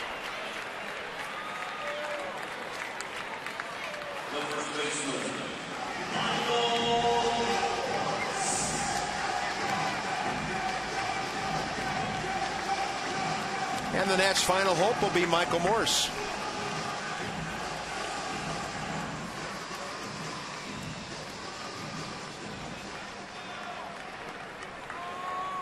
Michael tonight, couple of hits, the only RBI. Very unusual stat if the Nats don't score here. In the last 31 innings of this series, they will be scoreless in 29 of those frames. 2 home runs last night in the 9th, and Michael's RBI tonight in the 7th. Arizona's pitching staff has put a stop to what looked like a pretty robust Washington offense just a few days ago.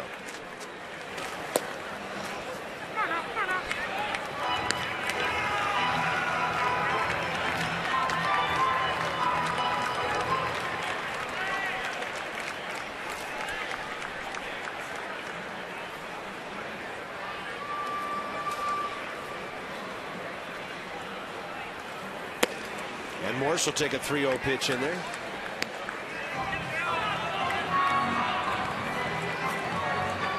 Nice to see Michael Morse back with a good night. Couple of hits, 2 for 3 with a walk. Batting average at .319. And a big cut. It's now 3-2.